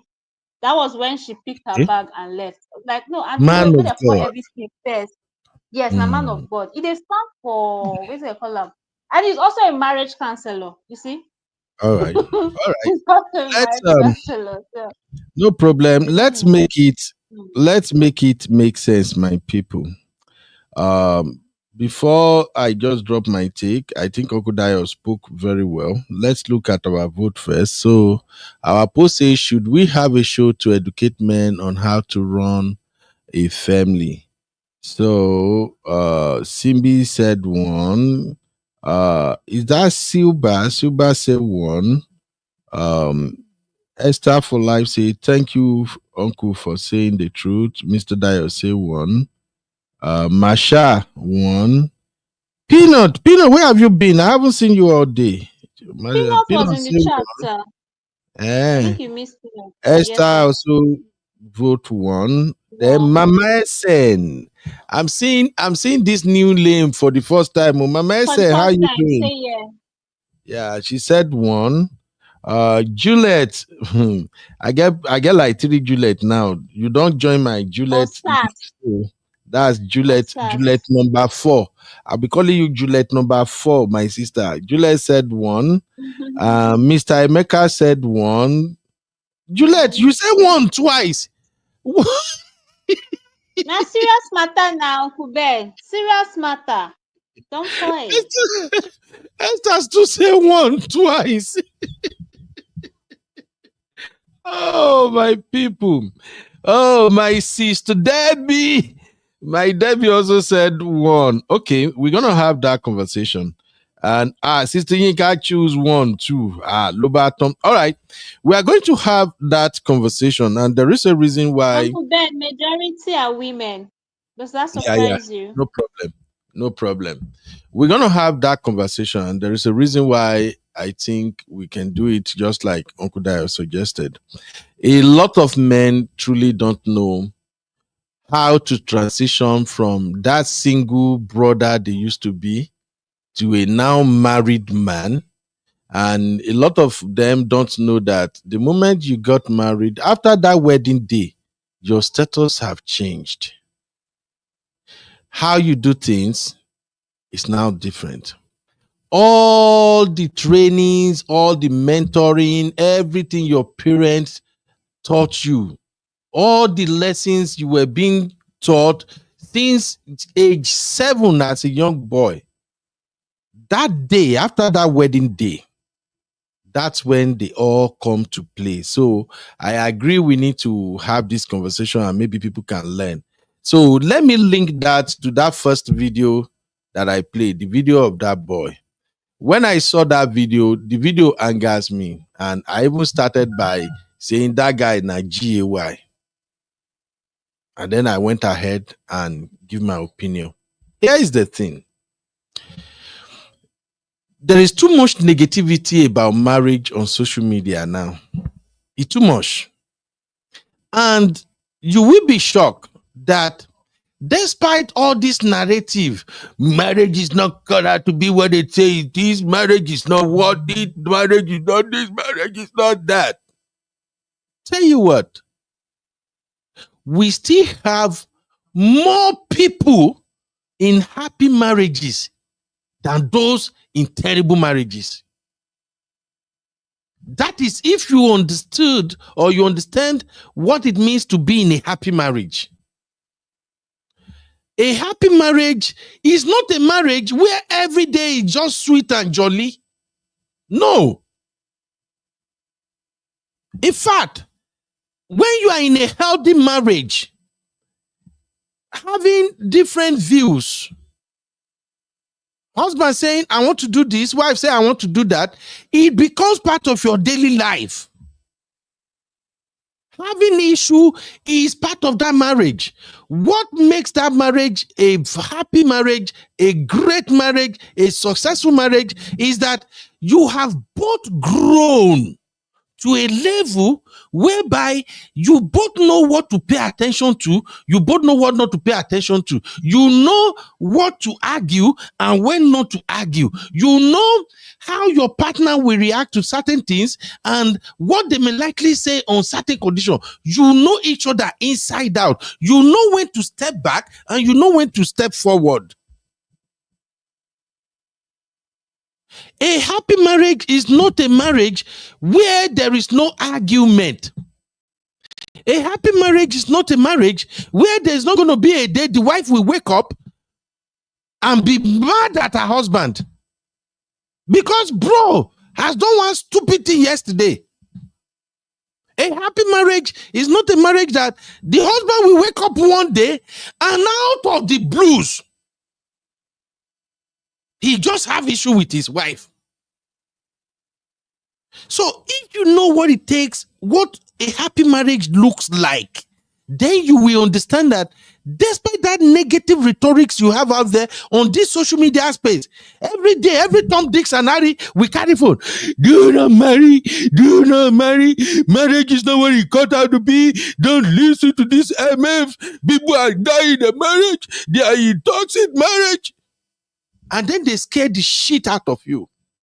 They come every day, they turn on their camera, and then they tell you bullshit stories that make you lose interest in your marriage. I've said it before. I've been married 15 years. For the first 5 years when me and my wife we started living together, we've been to that bridge of divorce. Multiple occasions. We've been to that point where we want to call it off. Within the first 5 years of us living together. But now, we are in a place right now that I can't see myself go one single day without my wife. If I show you my phone now, since I start this show, this woman don't chat me up like, how many times now? She don't send like almost 6 messages here. Since I start this show. Nothing serious. So. When I was having conversation with my brother Prince, she don't send me message. Babe, Now you they speak American accent like this. It be like say, make this guy they come your show. I look at it. I wanted to laugh when Prince was here, but I'm like, nah, lie, devil, devil, come up from my back. This woman won't trigger me. What I'm saying is this. Yet, few years ago, the two of us, we've been to that point on multiple occasions when America was dealing with my ass like mad. When she herself, because my wife was living for good 5 years in this America as a single mom. I then I just she there here with our children. 5 years. Doing everything all by herself, paying her own bills, going to work, carrying pregnancy all by herself. I know they around though. She was making all her decisions. She bought her own first car all by herself. Everything. When I come, it took her a while to transition from making her own unique decision all by herself to now beginning to recognize that we are now two. She has to run some decision by me. It took her a while. When I was Auntie Bishop, that's where many of my sisters here met me, I made an admission. I said when I left Nigeria and came to the US, the moment I started working, I no expect what I see.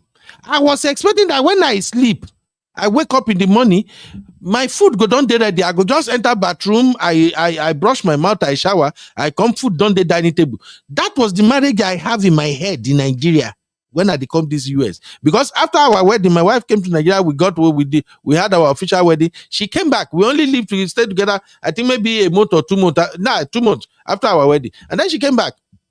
And then at that time, she would just come, she would pop in 3 weeks, bring my baby, she come back again. So when I was coming from Nigeria, my brain was like, finally, I get to live like a husband. When I wake up, my wife go don't prepare breakfast. I'll go to bathroom, brush my mouth. I like to toilet. I go balance toilet where, then I take shower. I wear better cloth. I come out. My food go dey hot for dining table. I sit down. I eat my breakfast. Then I'll go out. I'll go and look for office job. That was waiting in my head when I dey come. When my wife come pick me for Houston, we dey drive come Austin. I was expecting to see all those high-rise building there where they New York, where we they see for American movies. The moment we pass Cary from Houston, the moment we pass Cary, when we they head to San Antonio, they come Austin, I begin to see bush, left and right, express, bush here. I don't see. Now from there, they ask my wife, say, in fact, by the time we got to San Antonio, I asked my wife, I said, babe, are you sure I don't reach America? By then, my Vicky was so small. Vicky and Blessing, all of that came to come and receive me in Houston. I said, babe, are you sure? Say I don't reach America. Well, I say, which kind of question be that? What do you mean? Say you don't? I said, it just be like say they go from Lagos to Onitsha. See bush. What is going on? What I'm just saying is this. We're going to have this conversation. And the reason I'm mad at that boy in that first video is because this is a boy who has never been married. He has never been married. With the look of things, I don't even think he has figured out his life yet. And yet, he carry phone. Hey, yo.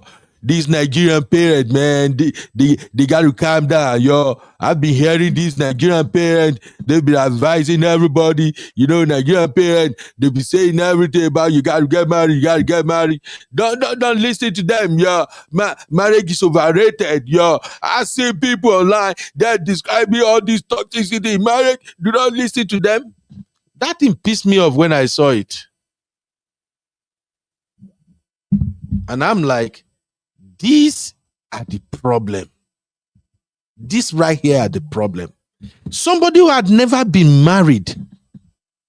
You have never even officially stayed with a woman for 1 month or 2 months after marriage. You have not even seen the true color of what a woman can be like after marriage. This is a boy that I doubt if he was already raised or prepared as a man to understand what marriage looks like. So this boy now is describing what he has never experienced in his life. What he had no clue. He was just flying based on, oh, I say people describing marriage online. Marriage is so toxic. Do not listen to that. Nigerian parent, yo. Yeah, man. Nigerian parent, they better stop pushing people, man. Who they push you to marry? I don't believe on some of this cock and bull narrative. So that boy is freaking wrong. I agree, my sister. Some people, thank you, Sister Marion. Some people are hurt from their parent marriage. Me, I was hurt by how my dad's family treated my mom after my papa don't buy. I still carry the resentment the date. Not be everybody from my family, if you call me, they text me, I block your number, self. I'm still hurt with that. I'm still hurt with what I observe in my elder sister's marriage. I'm still hurt with what happened to my second elder sister marriage and my younger sister marriage.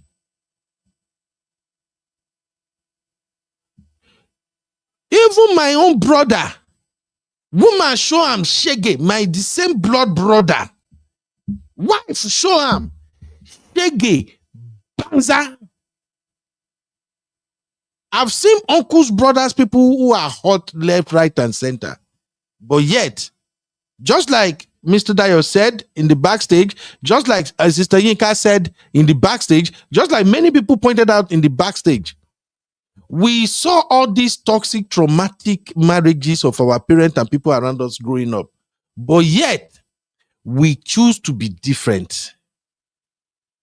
All I'm saying is, people are hiding under excuses to do bullshit in marriage. People are hiding under excuses to not get married. Some people are not even prepared for marriage. It's not everybody that say, I'm 35, I'm 40, I got this money, I got this, I'm ready for marriage. It's not all of them that are ready for marriage. And like I started now, marriage is something you need to know that from the very day they join you and your wife together, from the next day, everything about you has changed. You want to make the decision, it has changed. You want to do anything, it don't change.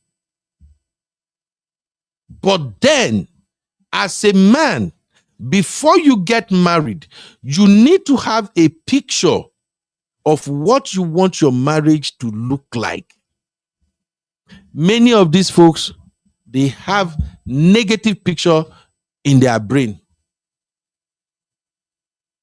Many of them have negative pictures in their brain as far as marriage is concerned. That's why you see some of our brothers, when they get married, the mental picture they have is that, the day where I'll get married like this, my wife cannot talk to me anyhow. When I'm married like this, when I'm talking, my wife must keep quiet. When I get married like this, when I go to work, I come back, my wife must make sure she have arranged the house. When I get married, my children, my wife must make sure they do their homework before they go to school. When I get married, my wife must do this, my wife must do that, my wife must do that. In that they are thick brain. They don't have picture of, when I get married, I'm going to treat my wife like this. When I get married, I want when my wife step out, people should say, now dogun wife be this. When I get married, I'm going to choke my wife with love. Many of them, now the mentality when they carry enter marriage, now they affect their marriage. Marriage is an institution whereby this is the dream you have. In your mind, this is the kind of home you want. By the time you get married to your partner is coming with his own dynamics. His trauma, his happiness, his whatever way he has been through, your partner is bringing it into that marriage. You are coming with your own madness too. Both of you want to live together inside the same room. Then you begin to see that dream that you have of this is how my marriage will be, you will see that dream begin fade away. But let me tell you, you can make that dream a reality. I told you, for me, I'm a strategy. If you have a dream that this is how I want my life to be, you have to work to make sure your life gets to that. I've shared with you guys here, I don't like to lie to people. I've been honest here very well. I told you guys that the way I picture my life, that is how I'm living it right now. How I picture that, I have not even known I will get married to my wife. I already have the picture of what my marriage will look like, what my children will the kind of father I want to be to my children, the kind of husband I want to be to my wife. I already have the picture. Two things that I did not factor into what my marriage will look like is that I was going to end up in US. I didn't factor that into my marriage. Because when I was nursing that dream, way back in year 2000, I don't see it coming that we end up in US. So that was not part of it. When I was thinking about what my marriage would look like, I imagine myself, I'm going to be very rich. I go get money. I go get people where they work for me. I go build upstairs. When I come down from my upstairs, driver go open car door for me. I go step into them. Then, you know, in Nigeria, we used to have owner's side in every vehicle. So I picture driver go open door for me, I go come inside. Then they go open door for my wife. My wife go come inside. Eh? Those are the picture I have. But right now, I picture that before now, I've pictured that my wife, I told you, after what I observed with my own siblings, my sisters, I picture that the woman where I go marry, I go take love, suffocate her. Now me go take love. He go dey drunk with love. I don't know who I was going to marry, but that was my mindset. Now, when I got married, and then me and my wife, after I came to US, we started living together. Within the first 5 years of our marriage, living together, I see that dream going out of the window with full force and full speed. Because one, I be coconut head. I get strong head. He can't jam hot temper. He can't jam the fact, say, America can't frustrate me. Auntie herself don't leave. They make her own decision for 5 years. She don't they control money. She's a thriving woman on her own. Auntie, no one bow down for anything. So the two of us begin bang it. I shared with you guys here my green card. Now this bass boss now my green card lost put. Before I even see my Nigerian passport, because madam has to go and hide it. Because everything when I dey plan, now I want to take wrong, go back to Nigeria and hide in my head. Especially within the first year where I come. Oh, move salon Nigeria. But then, right now, we are in a place whereby I can't do anything. I can't do anything without my wife. We were so into each other that we click so much that people know we don't even need to tell you any story. And yet we are two different persons apart. I mean, I'm an extrovert, madam is an introvert. I like social media, madam, social media. So, brothers, I'm just giving you a preamble to what to expect if we are going to do this show. You have to plan what kind of marriage you want to have. In that picture, in that dream that you have in your head about your marriage, how do you see your wife? Most of the people you see right now, the way they are treating their wife, some of them, that is what they have in their mindset before they even meet that woman. And the danger in all of that is with all these videos that I just play now. That boy is saying marriage is toxic, marriage is overrated. Now, that boy's mind has been programmed that if he eventually get married, his marriage is going to crash. His mind has been programmed like that. That boy has already programmed that Oh, this marriage thing they're talking about right now. If I got married, oh, my wife gonna treat me this way. My wife gonna disobey me. My wife gonna. Then the second sister, auntie must be a church man. You hear what auntie was spilling out of her mouth too. You must be a Christian. You must be paying your tithe. You must be doing this. If you don't do this, you cannot marry me. And I'm so glad. God bless you all, the real fam. I'm so glad that our ladies here, you also through her BS. These are the problems. She already programmed herself. And I don't want to drag her by age or something, but I just wanted to point out something. Look at her. I can bet my money this lady is in her 30s if she's not already 40. I'm going somewhere with this. She should be in her 30s if not already 40s. And from the standard she has, which of course she has the right, it's her choice. That's what she wants. That is her spec. She has the right to say, this is what I want.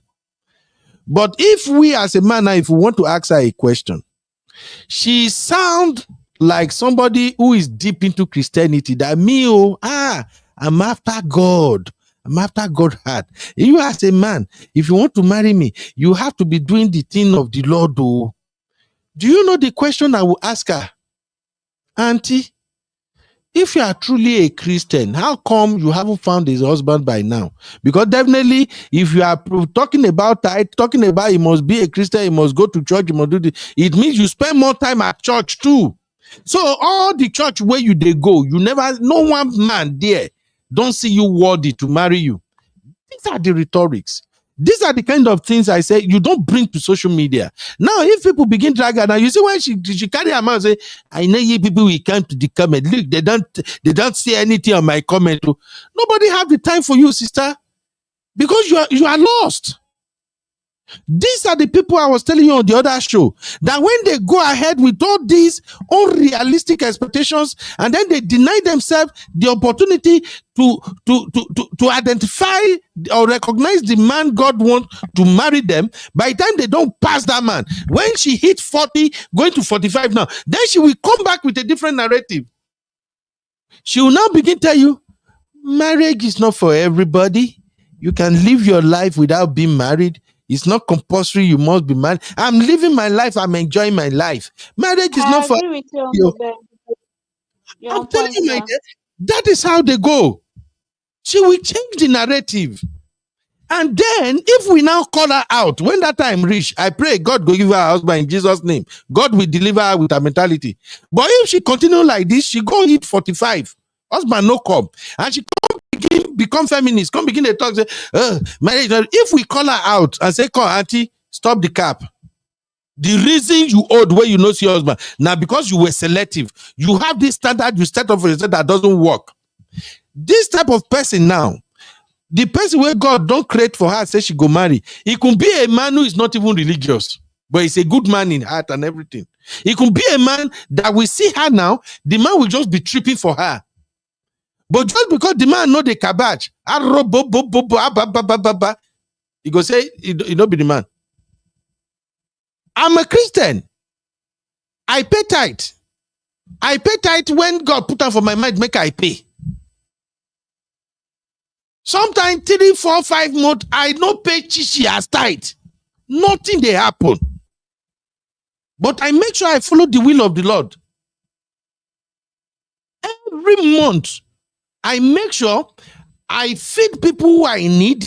I make sure I do something to show that as a Christian, I'm obeying God. Muslim, they know they pay tithe. Go to Dubai. Is Nigeria as beautiful as Dubai? They don't pay freaky tithe in Dubai.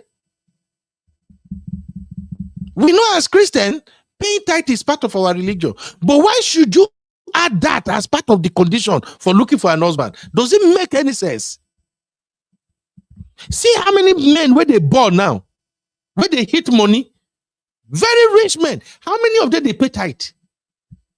But sometimes when they go to churches, the money when they go drop one self, it big pass all the money where some people don't take church, they pay for those years.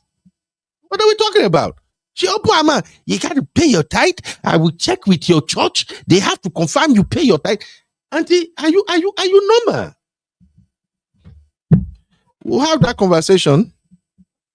Maybe we can change some life. Thank you, everybody. Finally, please, if Unaya's dad and mom, I plead with everybody, leave them alone. Rather, let us give them credit. Okay? Please, let us give them credit. And when you want to give credit, please, just as you are crediting Ifunanya, please credit Ifunaya's mom. Ifunaya's mom did an amazing job.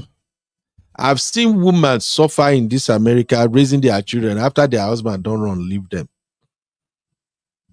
I don't like to bring people business outside, but I've seen aunties that their husband are living in Nigeria as I'm speaking with you now. And they are here in abroad, working round the clock, raising their children. Some of them, they don't even remarry. A lot of aunties right here in abroad. I've seen many of them. So please, give Ifunaya's mom her flowers. For those of us who claim, say, we religious, we know God. What if Unaya's mom did? Many people will not do it too. A husband that just you divorce you, husband you built with, you do everything with, the man, just because the family no like you, the man agree with his assemblies, they treat you bad as a woman, the man leave you with your children, he day your own, you day your own. After he finish, he pack, he go Nigeria, saying they go live in big boy's life. Only you and the children are here, and still the woman raised fantastic children. Ifunanya is a testimony of the hard work the mother has done. Don't get me wrong, the father too is a good dad. The relationship between him and Ifunanya tells everything I need to know about him. And that's to tell you that sometimes a good man can become a bad man if they are listening to terrible advice from their kinsmen. That's all I see in this story. Sometimes men who just want to satisfy their family by fire, by force, they might end up being the bad guy. But if Unaya's mom did an amazing job by accepting his plea for forgiveness and also supporting the children to make sure they fought for their dad. Those family members, I don't know their story, but from what all we have seen, the family members, they don't do well. Let us learn from their story.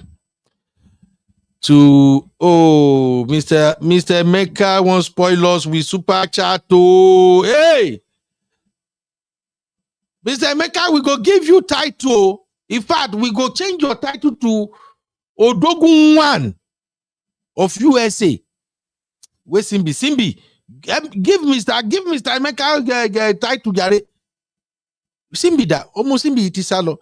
Shall I see now? If I begin here Simbi now, and I go say, Uncle Ben, why are you shouting like village uncle? Simbi, what will disappear? Uncle Ben, I'm here, sir. I'm sorry. I'm just about to yell your name now. Oh yeah. I give Mr. Emeka title. God bless Mr. Emeka for always supporting our effort. Thank you, sir. We really appreciate Mr. Emeka. Thank you so much, sir. God bless you. God replenish your pockets. You will never lack. God will favor your children. God will favor your family. Your generation will never lack. Emphasis on never lack in Jesus' mighty name. The favor of God will follow you wherever you go, sir. Your accounts, all your accounts, even if they are 100, they will continue to increase day by day in Jesus' mighty name. Thank you so much, sir. Amen. Thank you. Odogu, Mr. Emeka Ezego, Odogu. Yes, so Thank you so much, sir. Simbi, you go say Odogun Parana. Oh, dear. Odogun Parana. Uncle Ben, why I don't like that Parana is because I kind of feel like people are using it too much. And Mr. Emeka is unique to real farm. So Abi. I'll look for something to attach to that Odogu so it will be unique uh, for real farm. all Understand? right, no Thank you problem. so Please, much, Mr. Ameka. We yeah, love you, thank sir. you. God bless you. Yeah, please, real fam, help me appreciate Mr. Emeka. It's not easy. It's not easy to give people super chat. We appreciate you, sir. God bless you very, very much. So please let us not forget to give Ife's mom her flowers. And like I said, Ife mom is a very private person. They are very religious family. Ife herself, in fact, the people who reach out to me, they testify to her character. Please let us pray for Ifunanya. Let us give her grace. I think they just want their family to be back together. So please let us put them in our prayers. Now, as for Mr. Peter, for those of us who are Christian, Mr. Peter has seek forgiveness from his wife, and his ex-wife has forgiven him. Even though my sisters in the Rule farm, they argue that forgiveness is not the same thing as reconciliation. Well, I just want to appeal to internet people to please give this family the grace. We saw the video of Mr. Peter, how he's doing now, and it seems that he's having fun with his family. Let's pray for Mr. Peter too, and let us learn from him. And also, from my tablet, you will see the role of Enuguku people. I want to talk about that real quick before I leave here. Like I've said on my show, Enuguku people, they are not bad people. The Igbo people generally, they are not bad people. So please, for those who want to continue this narrative on social media or anywhere, do not drag Enuguku people into this conversation. I am privileged to have some Enuguku people right here in Austin that I live, and I've covered events for many of them, and I can still remember vividly when I started my media business in the US. I started with an iPhone, then I buy one small camera. I was growing. A lot of people told me at the time that, why are you wasting your time, young man? We already have somebody who is doing videography. What are you trying to do? Stop. A lot of people, they discourage me. That is one of the terrible things about our people. They don't encourage you. They are. We have somebody doing our video. He's a member of our club. He's a member of this community. He has been in this Austin, Texas for 15 years. You just come from somewhere. You are now carrying camera. Don't stress yourself. No disturb yourself. Blah, blah, blah, blah, blah. I was just starting. I just bought my camcorder then. And I was discouraged. Then I remember the first uncle that called me to his house and told me his daughter want to do graduation. He want me to cover the graduation for me. And I was so happy. That uncle is from Enugu. But the bottom line of the story, why I can never forget it, is that is the man lives here in Austin, Uncle Bernard.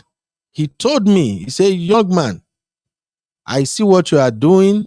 That time when I came, it's not now that you see wedding videos on YouTube anyhow. At that time in Austin, even Dallas and Houston, few people now then get any event video on YouTube. In fact, I can brag and said right here in this Austin, Texas, among the African community, I am the first person that started shooting videos and post it on YouTube. The first video I cover is still on my other YouTube channel, 365 Media. But Uncle Bernard told me, he said, young man, I love what you are doing. If you ever need any assistance, come to me, come and ask me. I will support you. I was at his home. Till date, till now, I never went back to Uncle Bernard and say, Uncle, please, can I have 500? I'm struggling this way. Give me anything. But did you know what it means for somebody to see what you are doing, even though you don't have all the equipment, you don't have the gears, just with the little you are doing? Do you know what it takes for somebody to see it and encourage you? And then, do you know how powerful is that statement? If you ever need anything, come to me. I will give you support. That uncle is from Enugu. It's from Enugu. The people from Enugu, they are nice people. In Dallas, I know a lot of Enugu people. They have their own association. Even here in Austin, they have association. In Houston, they have association. These are nice people. So what happened in this family is, you can find it happen in any family. What just happened is set of people who took advantage of their brother. Case closed. Case closed. So thank you, ladies and gentlemen. Mr. Dio, any final takes, sir, because we are leaving now? Yes, I thank God. It's a wonderful show. And as usual, let us go on with the lesson from the show and let us try to share. Thank you, sir. Thank you, Mr. Dio. God bless you. Thank you. Have a very good night, sir.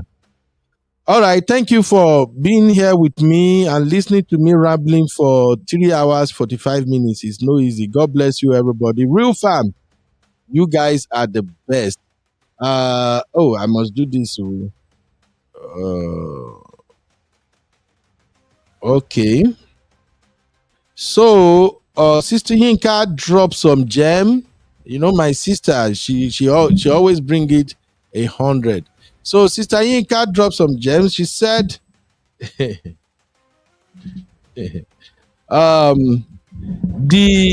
owners, okay, the onus is on us now to change this narrative. If your parent didn't get it right, let us set a different path for our children to see what is supposed to look like. Let's show them by living it. God bless you, my sister Yinka. God bless you for always dropping gems.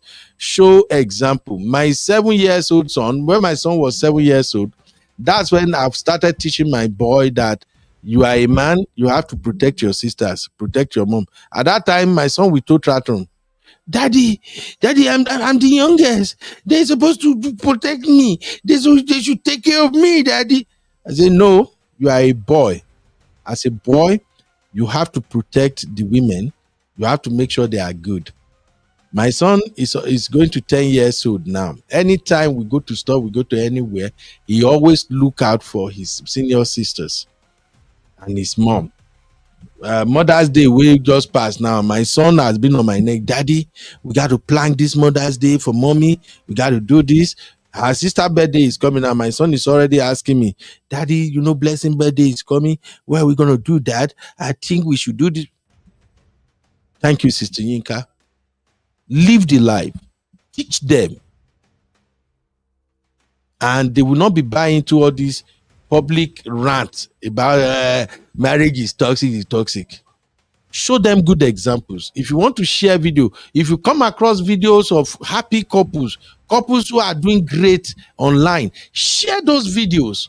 Even we are part of the problem. When we hear news, when we see video, oh, one man slapped his wife, that is the video we want to share across all our platform. Oh, this woman, the woman brought her husband to America. He divorced her husband. He do this. That is the video we want to share. But a video where a couple who had 10, 15, 20 years of awesome marriage, it did online. We know they watch and we know they share them. Rather, we look at it. See them, they won't tell us, see they did perfect, Abi. Let's make corrections. When you share any of these negativity videos, you are promoting the idea that marriage is toxic. Let people watch what will motivate them so they can learn than what will make them have this resentment towards a husband or wife they have not met. That's the point.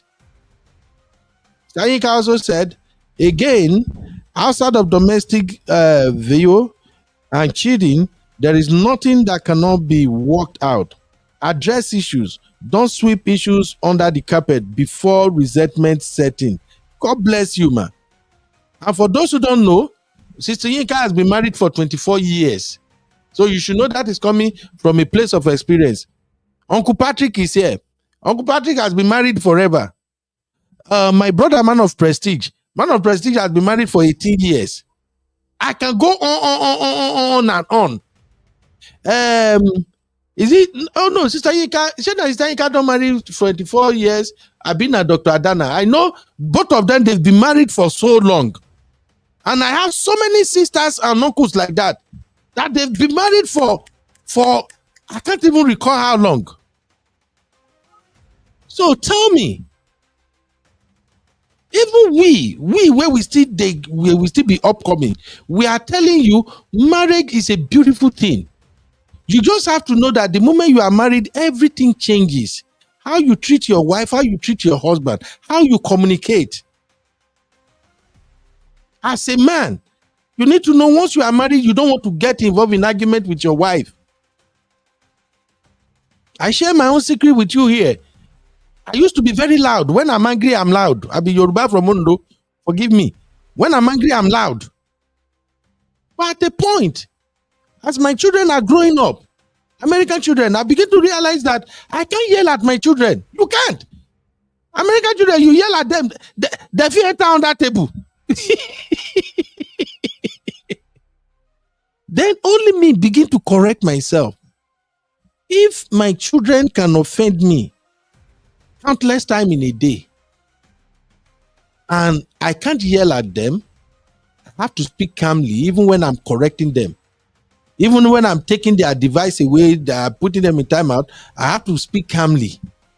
How much more this beautiful woman that God gave me? Why should I be yelling at her all the time just because we have disagreement or because something doesn't work? At a point, I have to change that mentality. Now, my wife knows that when I speak calmly, it means I'm really angry about something. Thank you, Sister Yinka. 21 good years. Thank you. Dr. Adama has been married 24 years. So, as a man, you just have to prepare yourself for marriage. You just have to respect your partner. Just know that the moment you were joined together, you don't do things just as if you are a single person again. You do things together now as a team.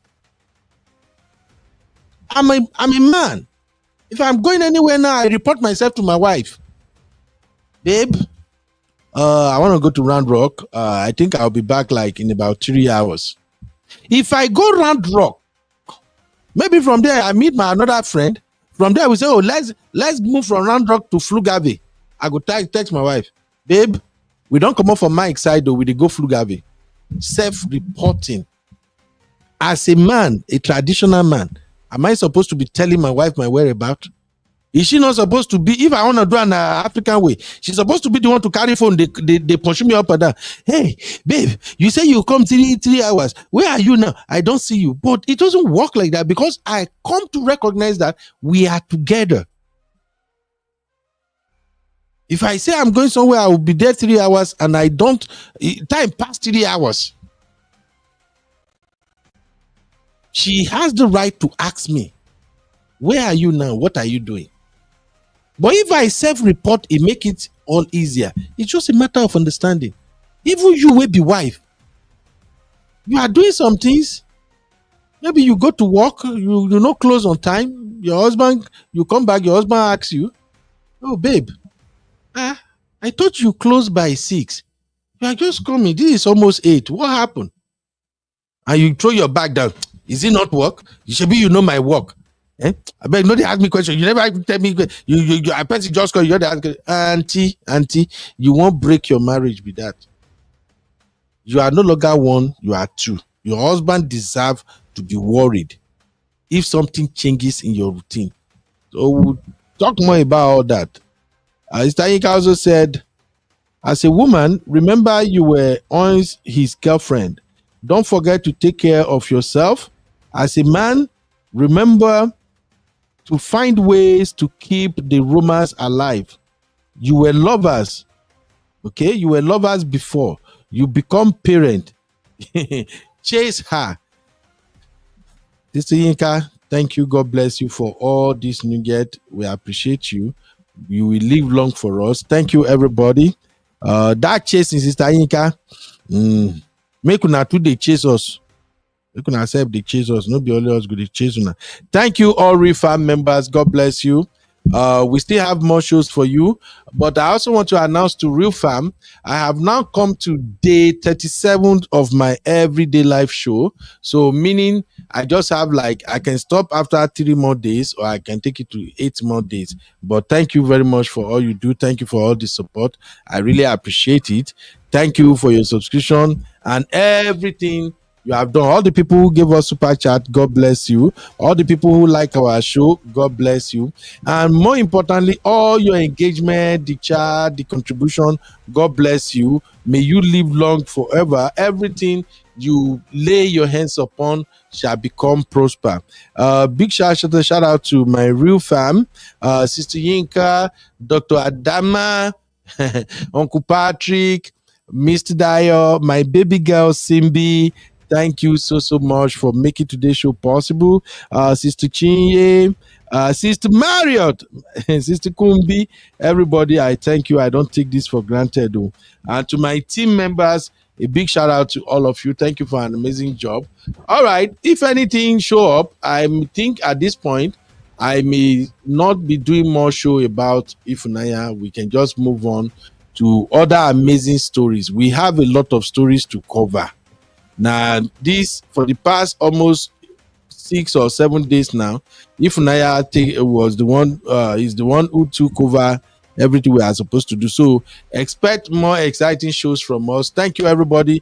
The people that called in, those people from New York, God bless you. Thank you for bringing closure. Thank you for helping us to understand what went down in this family. God will bless you all.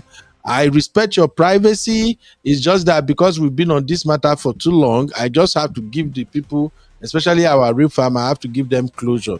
So that's why I did this episode. And again, the woman and man you see on my screen, those are not Ifunaya's parents. So I only use the image to represent the people we are talking about. And lastly, God bless Ifunanya. Everything she lay her hands upon will become prosper. God will revitalize her. God will boost her energy. And no weapon fashion against her shall prosper in Jesus' name. Thank you all. I'll see you all in the next one.